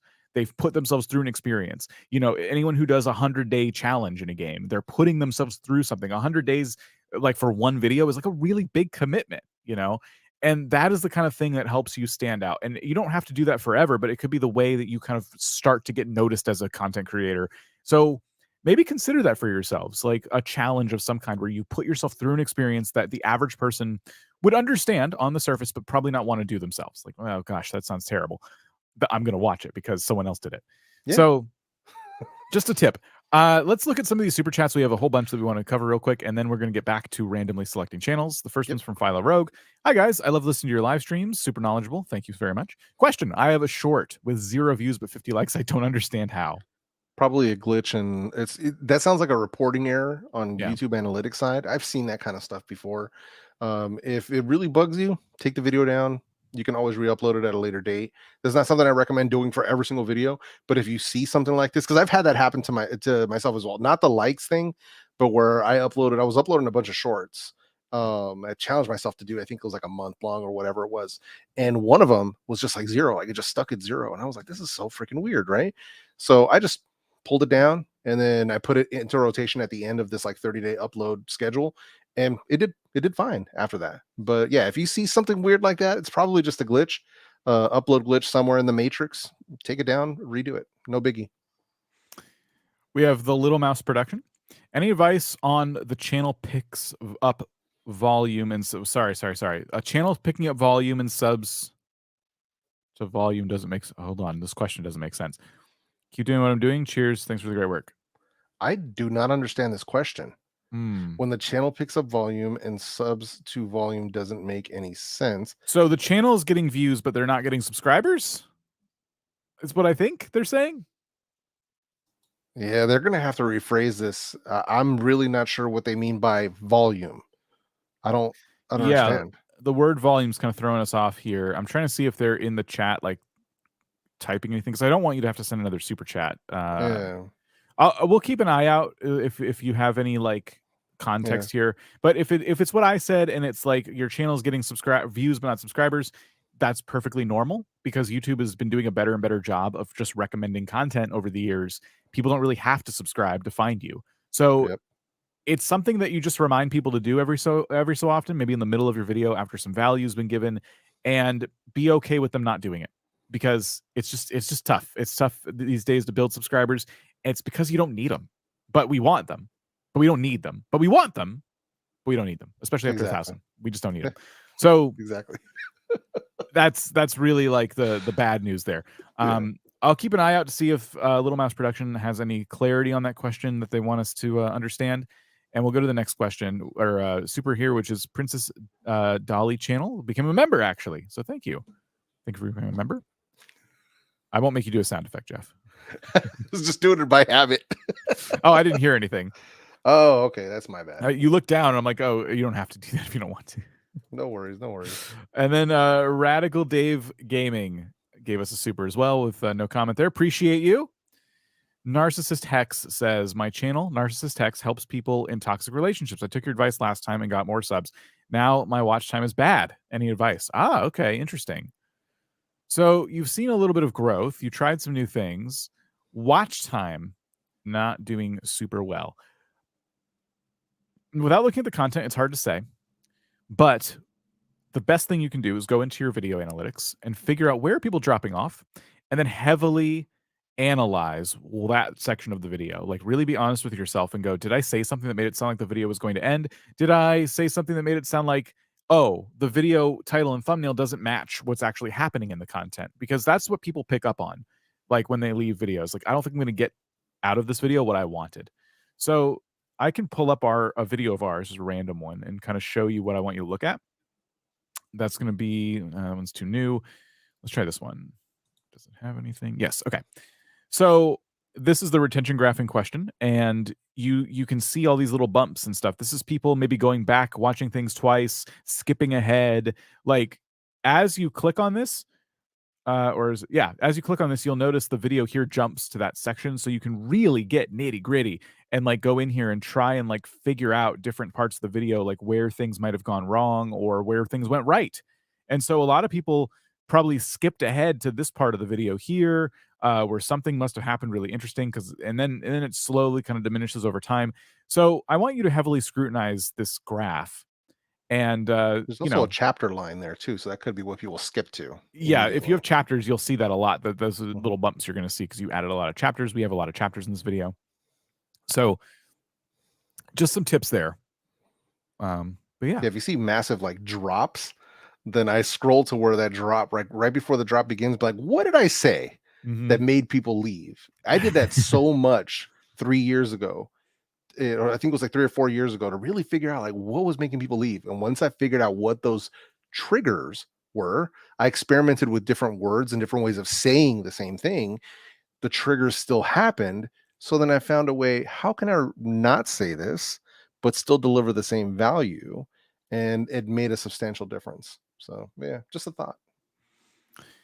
All right, we got one here again from Narcissist Hex. Your advice was valuable first. Then value first, then ask for subscribers. Oh, yeah. Okay, gotcha. Yeah, so asking for subscribers, totally fine. You don't have to do that every time though. Yeah, because again, people don't necessarily need to subscribe to find your videos. And one thing that I think it's becoming like a bother to viewers, honestly, is there seems to be a trend of people not asking for subscribers because kind of annoying. It's kind of annoying. People constantly ask you to subscribe. By the way, if you guys haven't subscribed to this and you're new, what's going on? Exactly. Can you not subscribe? Isn't that like I stopped the show to like ask for subscribers? Like that's the kind of thing that I think people get like, okay, fine, or they ignore it because they're just so used to hearing it now. Yeah. So be okay with maybe not getting subscribers as much because this is the world we live in on YouTube. Yeah, I prefer calls to action to get people to watch a different video that's relevant to them, because that's the key. Creating a returning viewer, getting your videos into their watch history is going to be far more powerful than them hitting the subscribe button, like 100% of the time. So that's why normally now I don't recommend people ask for subscribers. I'll recommend you say something in your video. If you're going to ask a viewer to do something, ask them to watch another video on your channel. Not just by saying, hey, watch another video on my channel. Tell them which exact video to go to. Like, yo, if you like this video series that I'm doing about putting this transmission together, maybe you'll like this engine rebuild right up here, whatever. Yeah. But just make it relevant. We got a whole bunch of super chats just came in all at the same time. So thank you guys. They multiply whenever we answer them. Yeah. We're going to get to as many of these as we can today. We'll do a handful right now, and then we're going to go back to channel reviews. Remote AMT says, I just wanted to pop down a quick super chat and thank you for all the free content. Even unrelated niches provided things that help me grow. Perfect. We love to hear that. Thank you so much for the super. Really, really appreciate you. EV Pulse, Jeff, give me a sound effect. What's up, baby? Take me out to dinner. Hey, yo. Okay. EV Pulse, you asked for it. That's a Max member, so he's a good dude. I like that guy. Travel Man says, is there any advantage to starting a brand new channel with a batch of videos released at once versus starting and releasing more over time? Advantage to starting a brand new channel with a batch of videos released at once, starting with one and releasing. So the advantage of starting with a bunch of videos at the same time is that if the person who finds that video likes your content and wants to watch more, now there's nothing else for them to watch. That's the drawback. So there's literally only advantages to starting a brand new channel, uploading 5, 6, 7, 8, 9, 10 videos at once, because then if they like your content, there's more content for them to watch. That means there's more opportunities for your videos to be in that viewer's watch history, which makes it easier for YouTube to find viewers for your channel. So this is why if I was going to start a new channel, or if you were going to start a new channel and I was coaching you to tell you, hey, here's how you want to launch this channel, minimum 5 videos. There you go. Very common strategy. Radical Dave Gaming says, sorry, messed up the super. Hello. For a gaming channel, will it affect the growth negatively of my channel if you post 3 videos a day and then 1 video a day? First of all, thank you for an additional super. Sorry that you felt like you had to do that to get your question answered. So I think what they're asking, if I just want to, I don't know if you're trying to take your schedule that's currently 3 videos and pare it down to 1, or if you're trying to post 3 videos, if you're just asking the question, like, should I post 3 videos a day or 1 video a day? I would say less is more. When you're starting out, it's good to kind of like cut your teeth, get into content creation, learn what you're doing, learn the craft, and then get, like Jeff just said, get a nice batch of videos on your channel just so people can find you. And they watch one thing, and now there's a whole library of stuff to watch. But if you're going to upload daily or multiple times a day, you're taking away really, really valuable time where you could be strategizing your next video. All the stuff I've said today about challenges and putting yourself through something and trying to do things to help you stand out, that is brainstorming time that you need. You have to figure that stuff out. There are gaming channels that release videos once a month because that's their whole channel, is like doing big, meaty challenges that take literal months to construct or weeks to construct. So both strategies are valid. It just kind of depends on the direction you want to go. But if you're having trouble like standing out, sometimes it's okay to take a step back and go, what can I do that can be like a new thing that appeals to a lot more people? And you got to take that time to figure out what that is and record it and edit it and make sure it has the right packaging. So it mostly depends on you. But yeah, it's when I hear 3 videos a day, I'm like, oh my gosh, what are you doing? You know, that's a lot of videos every day. That's a huge commitment. And it makes me wonder what kind of quality you could produce if you were to take a step back.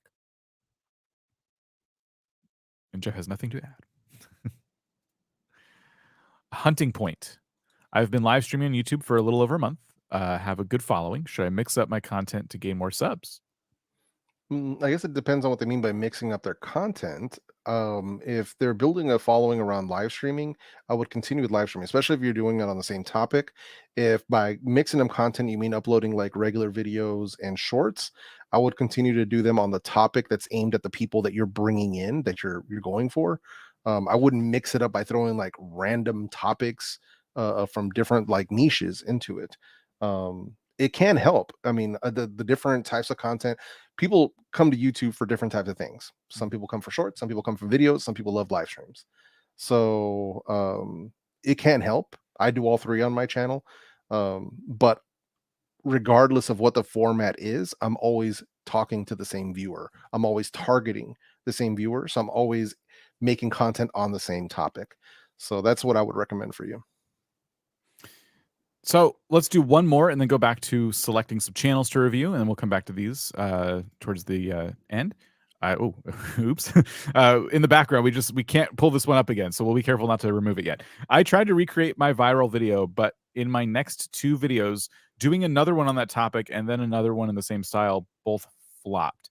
They also said in another comment I saw, I happened to see, they asked for any advice here.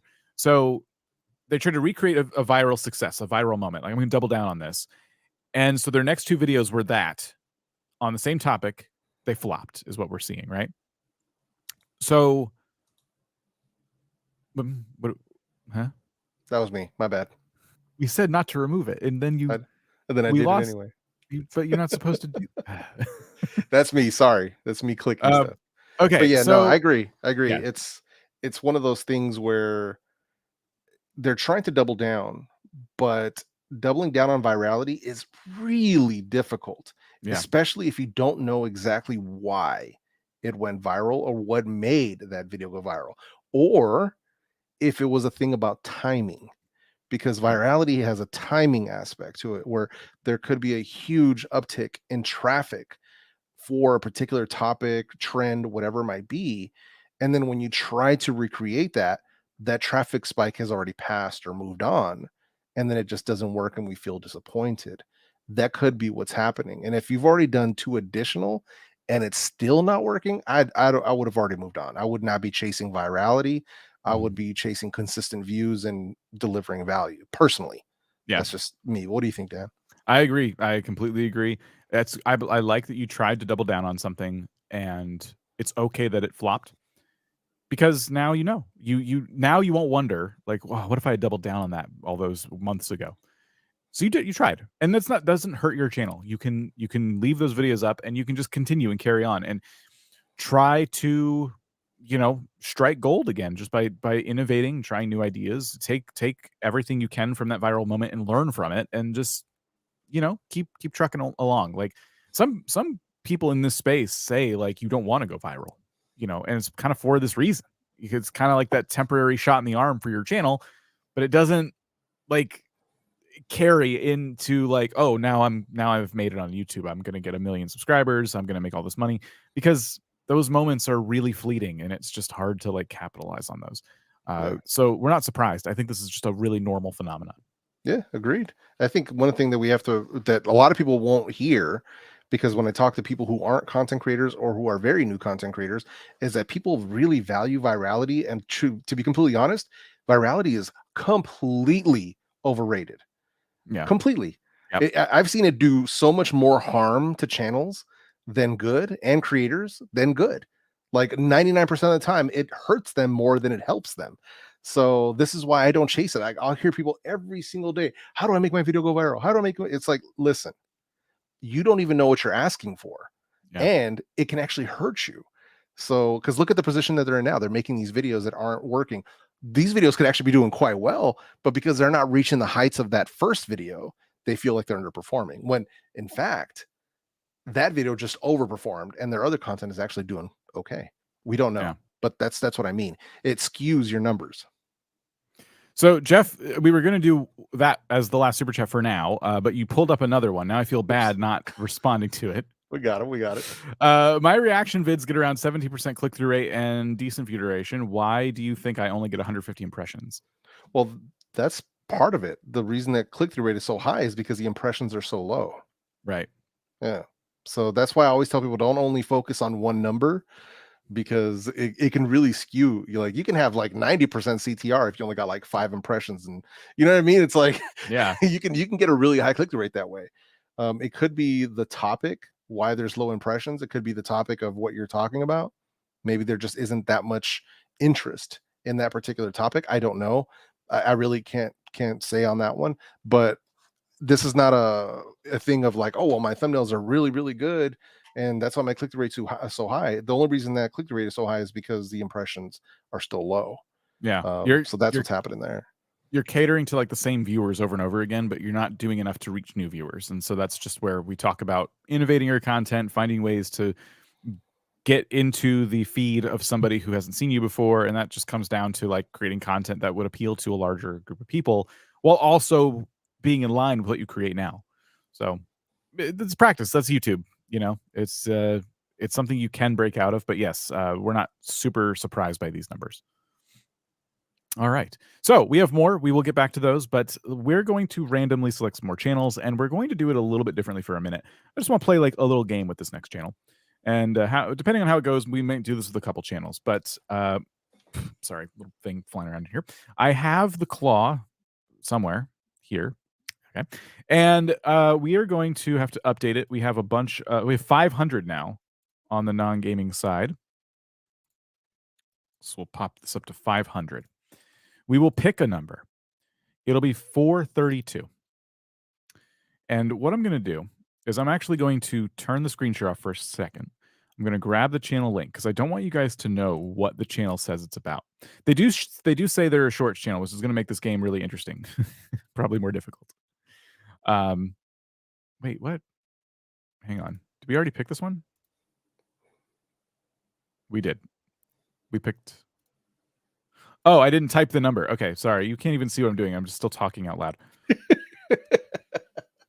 Don't worry about it, dude. We got this. Okay, 432 was the number the CLAAAW picked. This game is going terribly. Yep. Worst game we've ever played. It is a long form video channel. Okay. Bruh. I'm not going to tell you what this channel is about. I'm going to put it on the screen for 3 seconds, maybe 4 seconds. I'm going to count to 4 in my head. I'm going to remove it from the screen. I want Jeff and I want you guys to tell me what you think this channel is about based on the banner, the name, and the first 4 videos you're going to see. Ready? Here we go. Okay. That was your time. What did you see? Jeff, you go first. I tried to look at it as fast as I could. Banner told me next to nothing. Channel name kind of didn't really help me. The first video, I think it was either the first or the second video, gave me a workout. I think it said CrossFit in one of the titles, so maybe a fitness channel. But I just didn't get any of that from, at least from the really quick glance I had at the banner. I didn't get much from that. So, but yeah, that's sort of where I'm at. It was really quick, but I like the fact that it's like you have 4 seconds to make an impression on me, and I barely managed to pull anything, and I had to read a video title, to get that. So yeah. Seeing a lot of interesting comments here. Some people say gaming. One person said anime, Dragon Ball Z.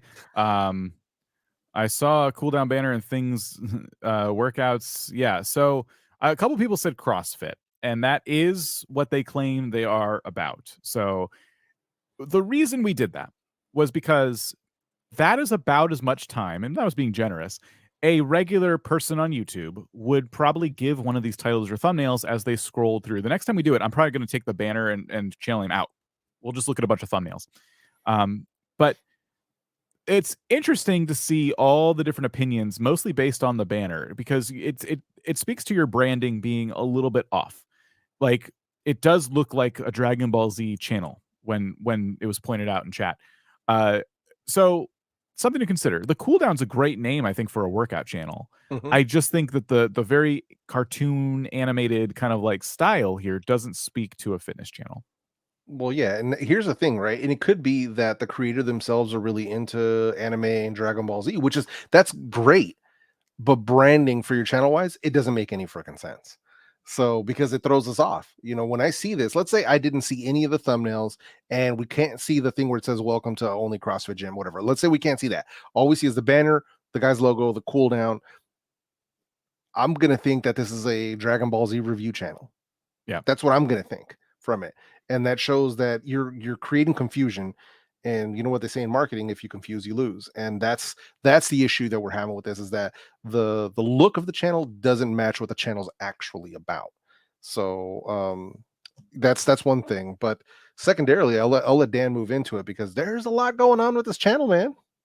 Yeah, so I am seeing the consistency in like CrossFit content when I just look very carefully at all the text that's there and the thumbnails and the titles. But I would say, and Jeff, maybe you would agree, like, which of these titles and thumbnails out of all the ones we're seeing here, the 8+ ones, which one's standing out to you the most? For me, the one that's standing out the most is going to be the why I'm here. What a coincidence. It has the most views out of everything on the page. Oh, yeah, that totally does. Yeah, that's the one that makes the most sense to me, even though I probably would have cleaned it up a little bit and not gone with the 3-image approach. But that being said, that's the one that gives me the most cleanliness as far as the thumbnail goes, because the rest have too much going on, like way too much. Like if you look at their just the use of text alone is triggering me. It's hurting my soul, Dan. Like it is. I am hurting right now. There's so much text happening. So the latest video, we have the Cooldown, that's their channel name. Get that out of there. CrossFit Vastus, yeah, Vastus, and then great strength every day.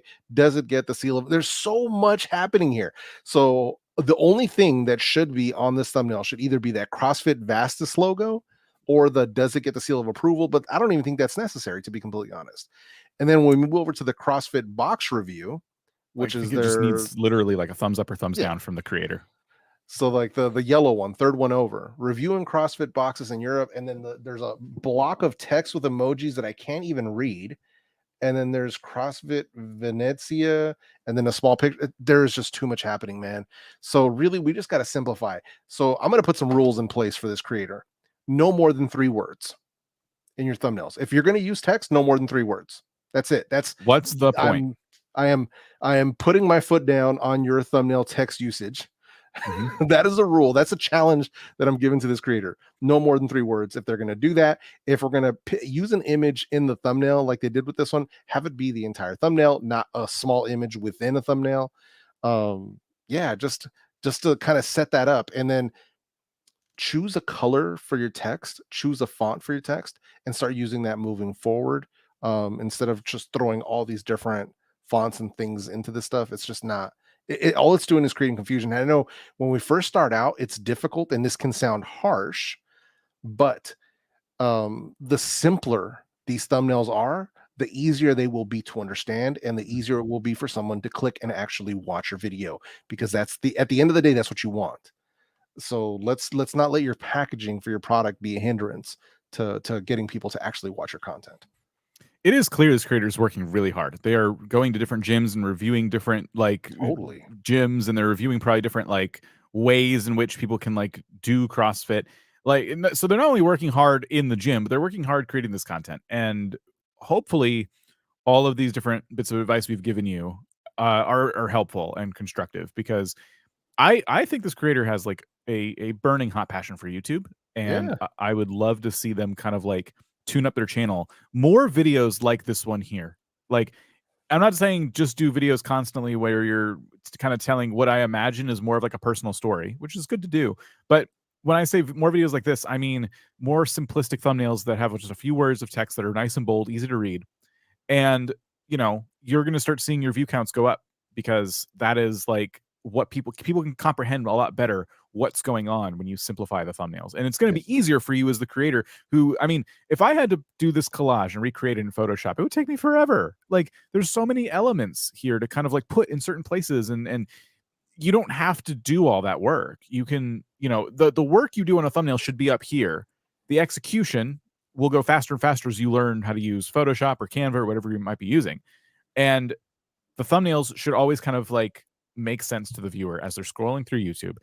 So the next time we do this, I want to focus on like a thumbnail rather than the channel banner and stuff, because I want to now show people like that experience. But yes, the Cooldown, best of luck to you, giving you a lot of tips there. Let's do that again with a gaming channel. So the gaming forum now is up to 403 responses. Nice. Tune And in also, the claw. if your thumbnails, if you don't, let's say you don't have a fitness channel right now, but you're watching this, whether it's on playback or right now, and your thumbnails have more than 3 words, my advice applies to you too. I'm challenging you.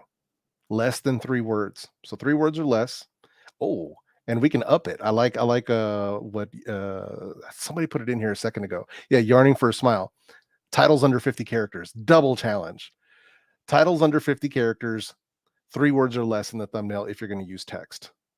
That's the challenge that I'm laying down. Can you, if you're looking at your own thumbnails right now and you're like, man, that's me, I'm challenging you. All right, this next one's going to be different. I want to say difficult, but I don't know. Part of it's going to be easier because we're going to see a thumbnail and a title.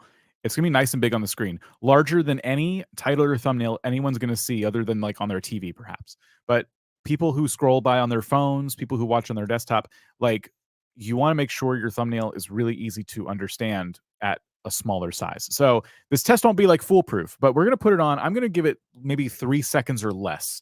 The amount of time that I think someone would realistically maybe stop scrolling for a second. Okay.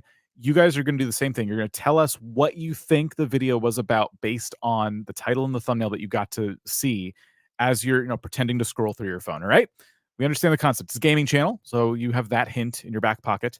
You would probably know that because you watch a lot of gaming content. So your phone is obviously going to keep pushing you gaming content. So here we go. Ready? Here it is. And there it goes. What did you just see? What was it? Was it too short?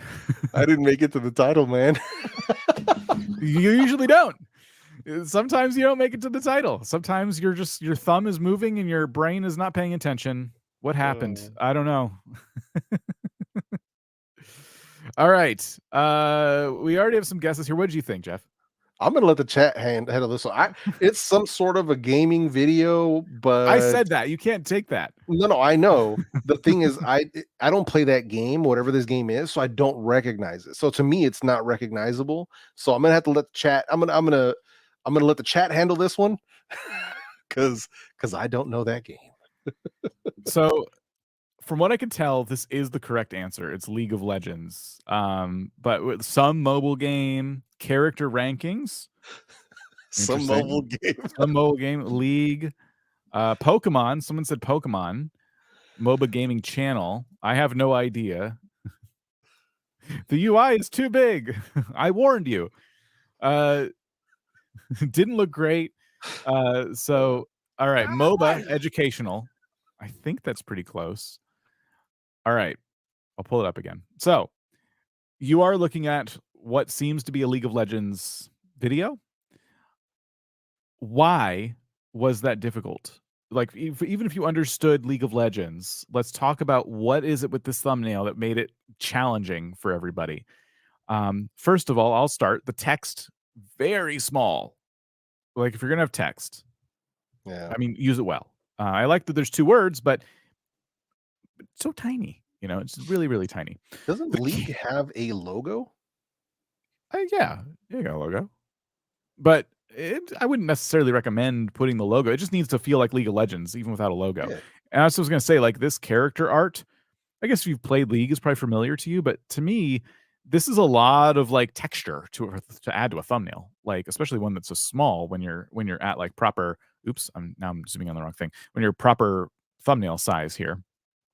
So this is a channel that is covering League of Legends, and you can see they've kind of used this character over and over in a lot of thumbnails. They try to use a couple words of text, and it is difficult to kind of get a sense of like what each video is about because they try and put too many elements on the screen. We're seeing this collage thing again where it's like, here's a banner over here and a logo over here and some text over there and a character down here. It's too many things going on, and it makes the viewer not know where their eyes should go when they're seeing this thumbnail for just a brief period of time. That's my advice right there. How can we simplify these thumbnails? No, totally agree, man. That makes, I mean, that's the thing. It's like we're just kind of throwing stuff at a thumbnail and all that stuff is freaking tiny and it just doesn't help. It creates more confusion. And then at that, somebody brought up that it has poor contrast. The gray is washing out the colors. So I totally agree with that. As far as like the backdrop for something like this, I would choose just one color, 3 elements max. And right now we have 1, 2, 3, 4, 5, 6, 7, 8, 9, 10 elements in this thumbnail. And I would say 3 at most. At most 3 elements. If it's text, that's 1 element. If it's the picture of whoever this dude is, that's another element. And if you're gonna have a logo or something else, that's another element. That's it. You're cut off. Yeah. That's it. And they all need to take up as much space as possible. Like they've done a better job with dead space on some of their older ones. Like there's a easy wins, all far like Moskov Best Build 2023, where that character fills up more of the thumbnail and there's less elements overall. That's a better job. And that's kind of what we're getting at. But we just don't need all of this stuff going on. It's just too many things happening. And really, much like we told the channel before, simplification can go a long way in making these thumbnails stand out and become much more understandable and much more clickable. When you're doing gameplay videos that are about the best builds, Diablo could be like an example, League of Legends, builds for anyone who doesn't understand, meaning like you can take a character and you can put certain skill points in certain things, and that's going to change the way the character behaves, right? So people are always looking to optimize these because there's a lot of elements to it, and like it's supposed to be complex, right? So these complex systems, YouTubers try and simplify them for the viewers.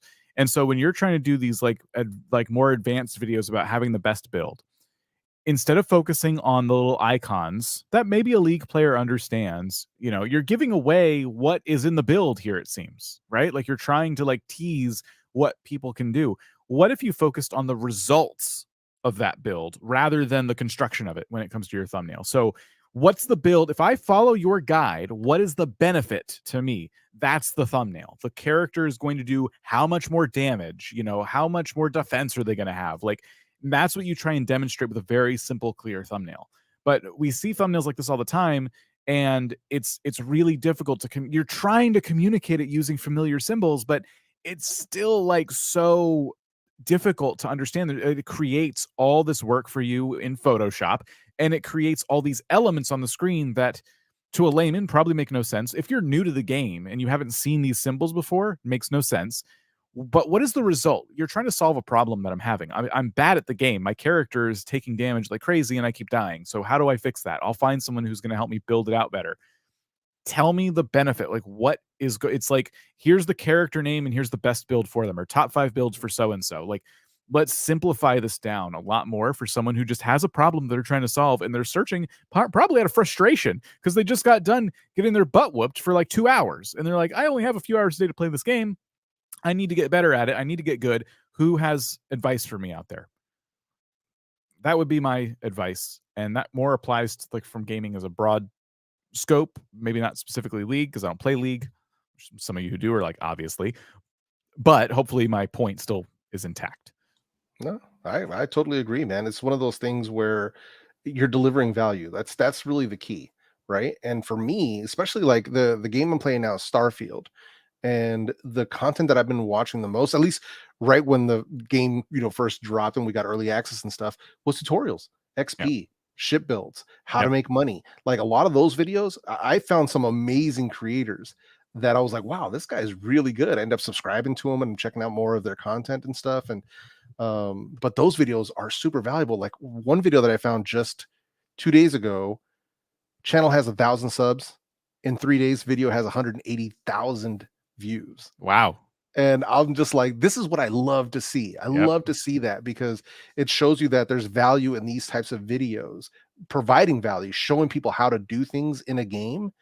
It's a very powerful thing if you want to do that and deliver that kind of value. So best of luck to Kai-Zen.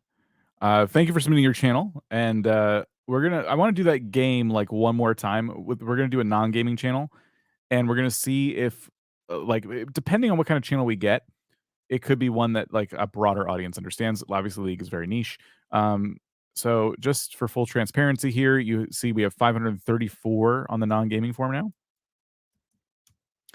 So we'll tune up the claw and we will select 368. I don't want you to see 368 what the channel's about, but they claim they're a shorts channel. Oh, maybe this won't be a good one for our game.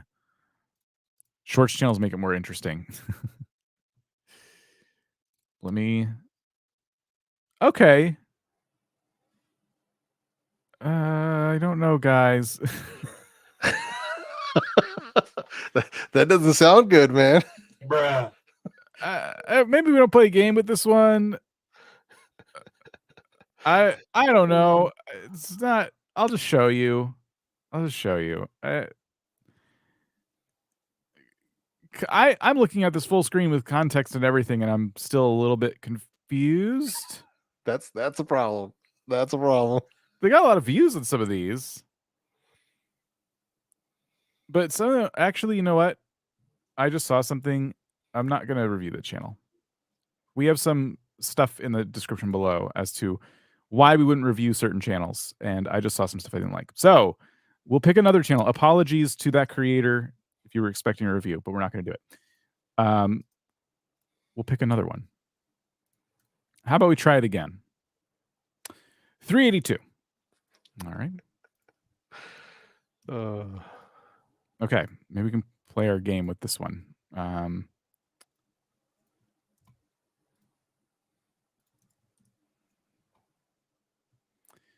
Maybe. So this channel is going to be in at least to me, a foreign language. So we'll just kind of do our best to review it. It's called Some Kidzz, and it looks like it's a storytelling channel, maybe directed at a much younger audience. Yeah, it feels like where they're like maybe creating their own cartoon, and it's like children's content. That's the vibe I'm getting, but I have no idea. Yeah. What I will say, we obviously don't know like exactly what this channel is like about. The parts we can read in English is stories for kids. You know, the titles. Other than that, I'm not really sure. I like the thumbnails in most cases, especially like this one. Like they're very like adorable and kind of like simple, right? Just some characters and like some text that doesn't seem like it's too hidden in the background or anything. And it's hard to advise from there because I think they're doing probably a lot of things right. If I were making a cartoon for a younger audience and I put it on YouTube, this is kind of what my expectations would be. I wish I could think of some example channels to show you like that you could look at, but it's difficult. Anything else from you, Jeff? I wish we could offer more here, but I'm not certain as to what we could say. Yeah, it's a bit difficult because it makes the language thing obviously throws things off. So one of the things that I would make sure, at least hopefully they were doing this, is getting subtitles, whether they're making them, if they have a script, putting them in, because that at least, even if they're only doing them in their own language, as long as you put them in, YouTube's auto translate works so much better. Because if you're letting it just auto translate based on what the AI thinks you're saying, it's going to get really, really wacky. It even happens to me, and I feel like I speak fairly clearly in my videos, but it still throws everything off. So I'll caption my videos, and that way the auto translate. So like if you speak Spanish, you can go hit auto translate, put it in, Spanish, And because I put in captions, now it just translates that text and it gets it perfect every single time. And you can do that for so many different languages, and it makes my content much more accessible. So, I mean, it's just a thought. It's just a thought, but I think accessibility can help if you're trying to reach a wider audience with what you're talking about here. Mm-hmm. Some of the biggest channels in this space, I don't know if this advice would help this creator or not, but some of the biggest channels in this space, a lot of them you'll notice they don't necessarily have any dialogue in the videos. And the point of that is so it appeals to a wider audience, because it doesn't matter what language you speak. You can watch it, and because of the sound effects and the music and what the characters are doing on the screen, it makes sense. Like a child can like watch that and understand the story without speaking the language, any language. So I don't know if that's something you've thought about doing, but it could be an interesting opportunity for you to take one of these and really, if you are adding dialogue, try one. Like, can you tell a story without any? But that's more of a broad bit of advice for like animated channels like this. Yeah, 100%. All right. I really want to find a channel that would be good for this. Still haven't like done that test. Like one more chance here. I have to in the background update the CLAAAW and pick another channel. And you can't see the CLAAAW right now. It picked 327. So I'm going to go into the form where you can't see. Type in 327, and okay, I think this channel will be good for what we're trying to do here. Okay, I don't want to focus on the channel name or banner when we do this, but okay, Jeff, do you think I should zoom in on one thumbnail, or do you think we should just look at like a bunch of thumbnails on the screen together and put it up for a few seconds? I would say a bunch, I guess. I mean, it's going to make it harder to focus, but you know, that's the name of the game. Okay. So you're going to get a few seconds to take this channel in, and then you're going to type into chat what you think it was about, and then we'll break it down more. Here we go. Okay. What do we think? I got nothing. When I do that, do you just kind of like zone out for a second? Is it difficult to like pay attention to what you're supposed to be doing? No, I mean, I'm trying to look at each one to see if I can find a theme, like a pattern between them. And the only pattern that I picked up on was something that I don't understand. It's called cross street, but I don't know what that means. So that's something that I picked up across multiple thumbnails, but I don't know what that means. So I don't know if that means it's a fitness channel, a sports channel, a reaction. I don't know. So that's the issue there with me. So this person says it's a 5-minute crafts clone. I didn't quite get that myself. Gaming ? It's not a gaming channel. It's also not your channel. Let's see. Someone said YouTube advice channel, but I lost the comment. Let me go back. Let me go to new comments here. Challenges. Okay. Basketball.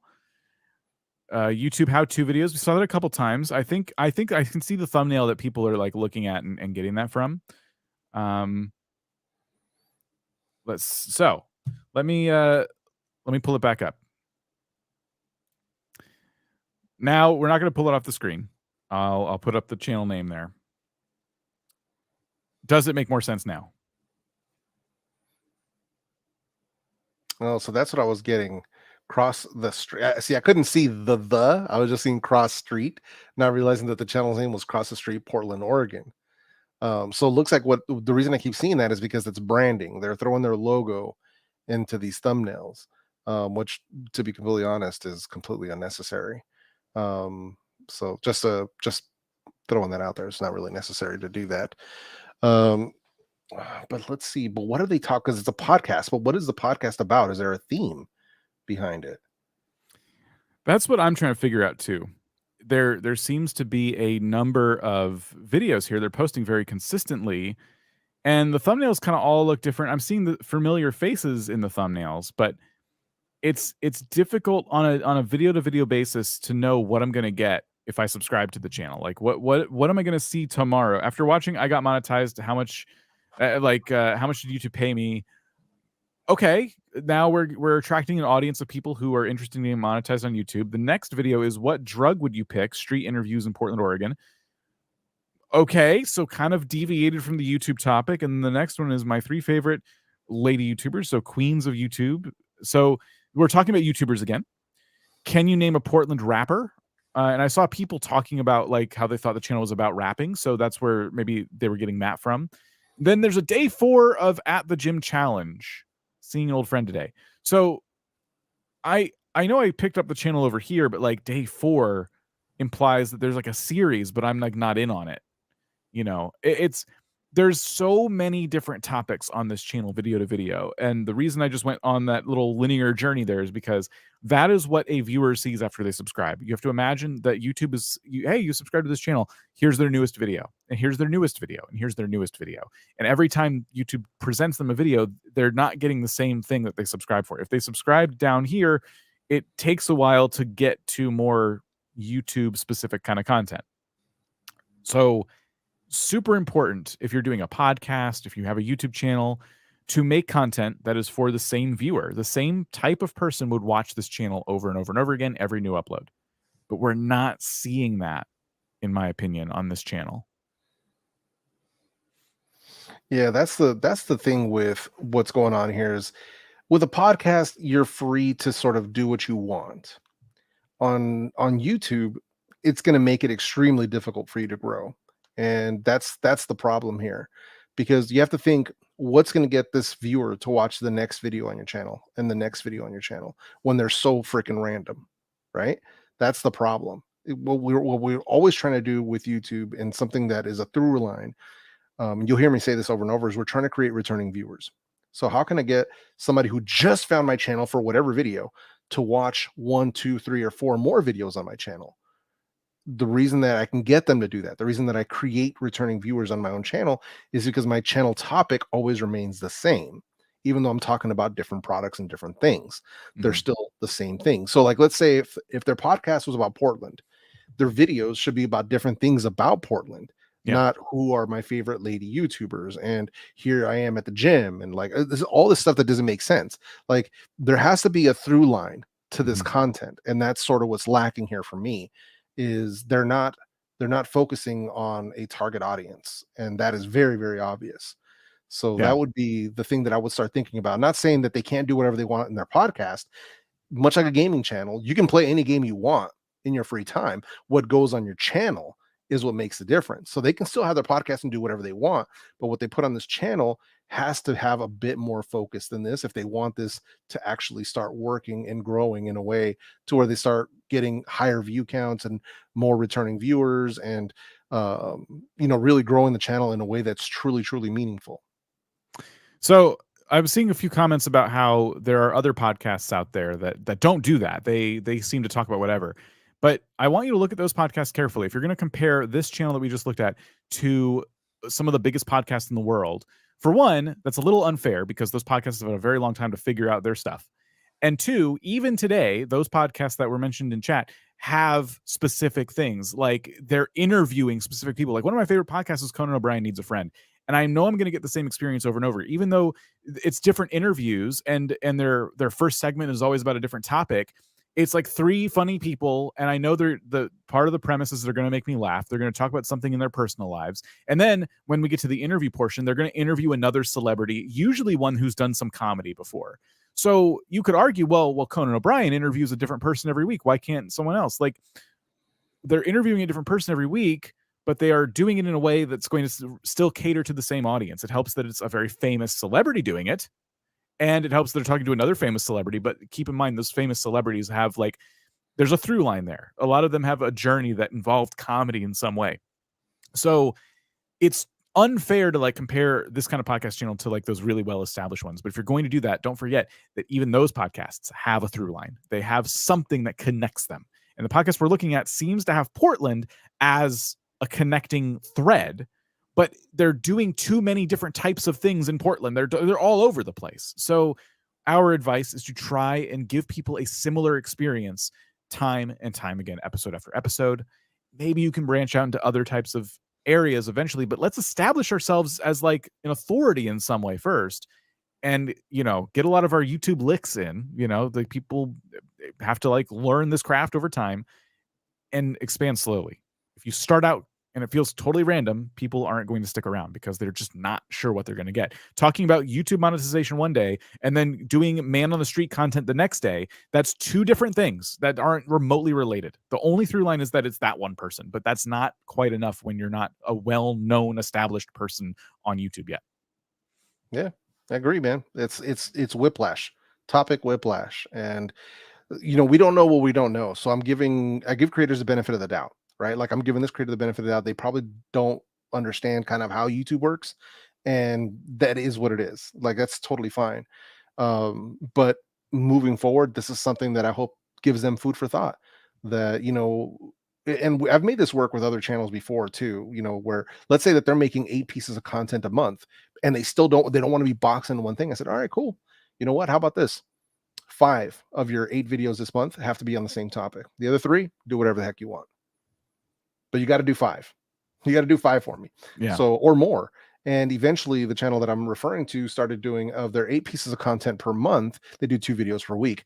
Out of their 8 videos per month, now they're doing 6 that are topically related to each other, and then 2 that are there experimental to see if they can find new avenues that might work for their channel as well. So that's how they're doing it, to create consistency on the channel, to create returning viewers, and it's working well. But that's what it took. They had to make that commitment to making content that will make sense to viewers and get them to want to come back. Yeah. So we have some supers. We are running low on time, so if you give us a super now, we may not get to it. Just a fair warning. Yep. And also, real quick, as we go through these supers, we wanted to ask you guys. I forgot to ask earlier. What kind of members emotes would you like to see us create next for our members? We have a whole bunch, but we are looking to make even more. So if you have some suggestions as to what you'd like us to try, throw them in chat. Our community manager will grab those. We're trying to make a list. So yeah, feel free. And I mentioned that because we got a new member right here. Hempnensula, I don't know if I'm saying that right. Thank you for becoming a member. Appreciate you. Uncle Josephine, I'm saying that right either. I split my script into 3 segments that I was able to turn to 4 uploads. One with all 3, and then each individual smaller segment. Is that a bad idea? No. One with all 3. Well, basically, so they're doing each segment as an individual video, and then a compilation of all of them in one video. No, people do that all the time. Yeah, so as long as you do it in that order. Like, you should do the 3 uploads and then the compilation, not the other way around. Totally. But yeah, no, that you're totally cool with that, man. Yeah, that's a really good strategy. Mm-hmm. Thank you for the super. FP Family says, any advice for a family channel trying to gain subscribers fast? We do food reviews, challenges, and travel content. So I think travel content and food can be like a thing that's kind of like similar, right? You're traveling to another place and you're trying food. Challenges feels a bit, now we're starting to get into like, well, what kind of challenges? Like, are you doing amazing race style content where like 2 groups split off and try to get to the place as fast as possible? I don't know. Like, it needs to be relatable again to that same viewer over and over. If you're doing challenges where it's like who can drink the most Coca-Cola, in a certain amount of time, and then you travel to another country, that's like 2 different types of content completely. So you want to be cognizant of that. And I like that it's a family channel, but sometimes we say, hey, I have a family channel. How do I grow? We see that question. It's like, what did you do on your family channel? But you have a focus, which is cool. You are doing other things, which is really, really good, because that's how you get viewers to come in, is you've kind of like hit on like common interests that you have with your audience. Yeah, agreed. All right. Her Squares dating pool roast. 1K views on my most 1K views. Wait, why am I having so much trouble with this? 1K views on most views, only 500 subs. That question barely makes sense. My guess is, here's how I'm going to interpret this. Their most viewed video has 1,000 views and they only have 500 subs. They're asking why. I'm assuming that they think that that's a bad thing. If your video has more views than you have subs, that's a good thing. Yeah. Right? So I don't understand the problem here. Is it because it stopped at 1,000? Like, I don't know. You didn't use enough words for this question to make sense. And I hate to put it that way, but if you want to ask a question, you got to use your words. You got to use your words. And I get that you're like, some people try to type so fast that like they'll cut stuff off. I get stuff like that in my comment section all the time. And it might sound rude, but I'll literally respond with, you need to use your words, bro, because I don't understand what you're asking me. So I need you to give me some context. But that's what I'm thinking, is that they're saying like their most viewed video only has 1,000 views and they have 500 subs. That's not a bad thing. That's actually good. That's good. You're outperforming. Like I don't see the problem here. And I think maybe it's just a mindset thing. It's not a bad thing. Let's see, Comrade Warners. I hope I'm saying that right. I streamed on Twitch for 2 years. Not much success. I started making videos and have 8,000 watch hours in less than a month. Should I try YouTube streaming? Yeah. Yes. Yeah. I don't have Rob's Totally. yes sound effect, but yeah, yes. no, I don't have it. But yeah, totally, man. Yeah. YouTube streaming is fun, man. I love YouTube streaming. YouTube is adding more and more features to it, and I'm finding that a lot of the stuff you can do on Twitch is possible to do on YouTube. There are features that Twitch has that YouTube doesn't have, like channel points, for example. And for those who don't know what that means, basically is you watch streams on Twitch, you earn points, and then the streamer can like do things with those points. You can like make stuff happen on the screen. And I would love that to be the next big YouTube update, because I would love a channel point system on YouTube. But we're missing a couple things. But we got it pretty good. And if your viewers are on YouTube, why pull them to another platform? Exactly. People do it, and it's fine. You can do that, but even the biggest Twitch streamers say the one problem with Twitch is that to grow on Twitch, you have to grow somewhere else and then pull viewers into Twitch's ecosystem. And that's just such a harder sell than just going live on the same place that people are already watching you. Yeah. YouTube has discoverability. That's what Twitch is lacking. Yeah. YouTube Live, just to be clear, if you put a good thumbnail and a good title, your VODs for your live streams can have long tail and get a lot of views after. I've got live stream replays that have, 100,000, 200,000 views on them in replay. So trust me, that's the major advantage. That's why when people tell me, oh, I don't know if I want to stream on Twitch or YouTube, my immediate answer, YouTube. Don't waste your time over there. Yeah, Twitch is cool. They have cool features.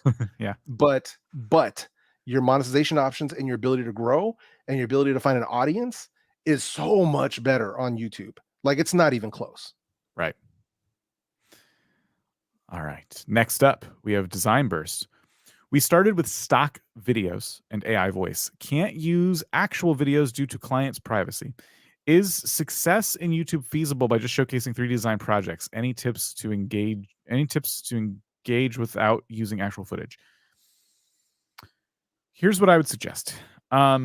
There's two ways you can go about it. If I was coming to your video and you're going to give me design tips, but you're going to show me stock photos and videos, it's going to be difficult. It's going to be obvious, and it's going to be difficult for me to like get in my head what you're trying to convey. And it's probably really difficult for you to have to find relevant stock footage when you have the space, but you just can't use it.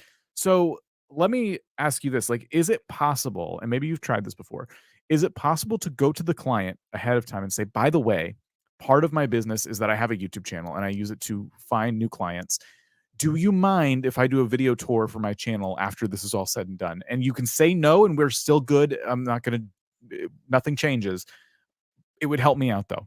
You will have clients that are open to that. And they're like, yeah, that's cool. I would love that.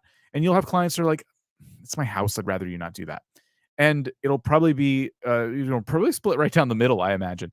So ask the question. I would ask the question. And then if you have a way to 3D model the rooms, maybe you do this as part of the design process, ask to at least show those. Do you mind if I share these 3D models with my audience? If I can't tour the space afterwards, can I at least share this plan that we've made? They'll probably be way more open to that at the very least.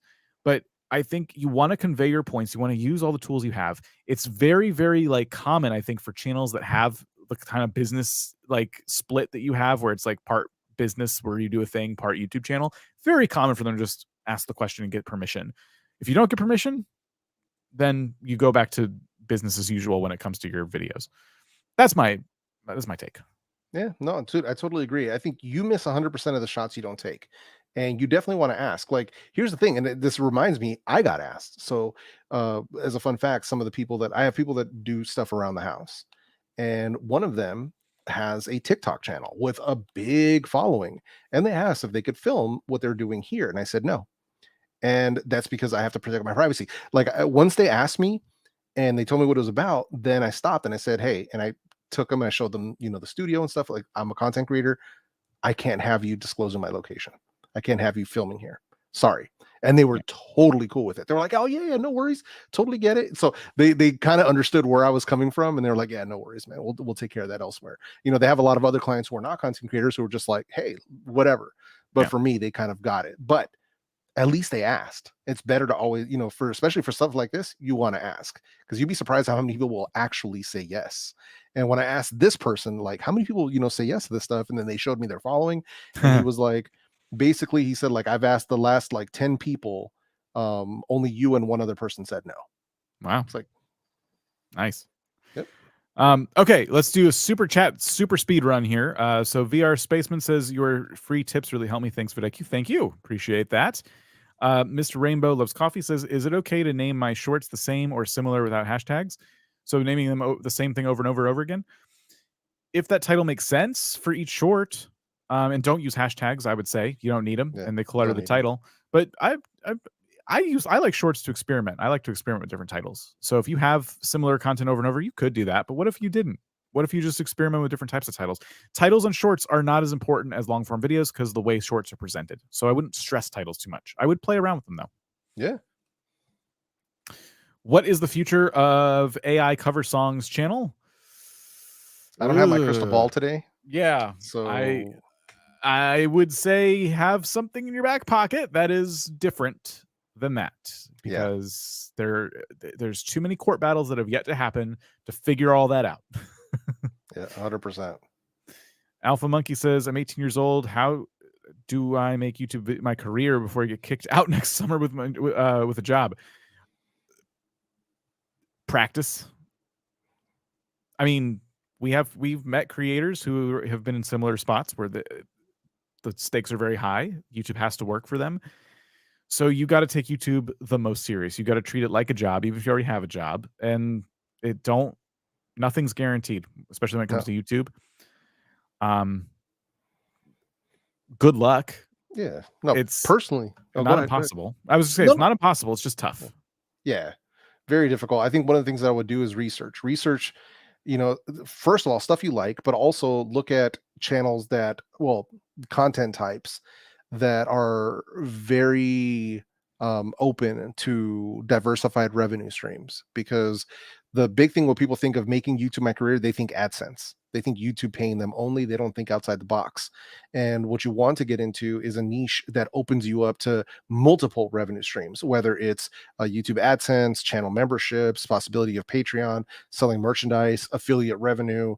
So you could sell your own digital products or services. So that's where I want you to start thinking about it. What type of channel can you create that is sustainable for you, something you're not going to hate yourself for, but that also opens up the door for multiple revenue streams. So that's what you want to get into. So that's my best advice to you, is to look at something, whether it's product based, something along those lines. But that's where I'd be looking for a niche that allows you to earn, you know, affiliate revenue as a beginning, and where you can kind of start off from there. But yeah, that's my advice. But it's not going to happen overnight, because even for myself, 2 years before I started making actual money that was over what I was having to invest in the channel. So, and taxes. Yeah, I mean, that's the other part. Yeah. So trust me, it is not something where it can be your career within a couple of months, unless you are a spectacular creator and super creative and super charismatic. So that's not for everyone. Yep. Best of luck. A couple more here. So do you have to focus your videos on viral topics? No. It helps if you have a trend that's in your space, you can jump on it. But if you try and find that every single video, you're going to want to pull all your hair out of your head. Just, you know, hit up trends when you can. Otherwise, try and keep your channel just focused on that same audience. Bring them value. Cousin Blazy, I think I'm saying that right. Ideas for live stream on a vlog channel in Asia. Can you take your phone and kind of like go down like a cool area, like a busy like mall or park or something, and like show people around and answer questions? I would recommend him using the vidIQ AI coach and asking the same question. Say, hey, you can ask the AI coach and say, hey, man, can you give me 5 video series ideas for a vlog channel in blank country, whatever country you're in? Ask your community tab what questions they have about the place that you currently reside in, and then make those questions part of the live stream, and then your chat will be like, oh, I have some questions too, and then answer those. Like Q&A stuff seems to be like a slam dunk in this space, but there's probably a bunch of stuff you could do. Yeah, definitely hit up our AI coach. And then last one we're going to do is Her Square's dating pool roast. So 1K views. Oh, they sent another super. Oh my gosh. Sorry we missed it in non-super form. So 1K views in your most recent video, but with 500 subs. Continue the same or change the thumbnail, which is the same on all videos, only the words change, or what? Okay, don't make your thumbnails the same exact thumbnail with a couple words changed ever, in my opinion. I think templatizing thumbnails in that way is a great way to get no views ever. I think you should make them, what is the topic of the podcast? And why is it different than the previous episode? And make that the focus of the thumbnail, right? Like find different ways to package, look at other podcasts, look at what they're doing, or video series, whatever it is that you're kind of like modeling this after. Go look at those creators and see how they're constructing their podcast and their video titles and all that stuff, video by video by video, because this is a really good way to kind of spin your wheels forever. Yeah. I just looked at their channel, and yeah, don't do that. Like that's one of the things that really, really irks me is when creators will use the same thumbnail for every single video or the same thing over and over and over and over. It's like, bro, no, no, this is so crucial for content creators. You have to create a unique thumbnail and a unique title for every single video, especially if the topic's different. Even if it's a series, even if it's a thing that you normally do on your channel, if it's a reaction or whatever. It has to be unique. Otherwise, it's just going to look like thumbnail wallpaper. And if somebody comes across it, be like, oh yeah, I already watched this. Why would I want to watch this again? So that's going to be the thing. Yeah, I wouldn't do that. Jeff, thank you. Audience, thank you. Bye.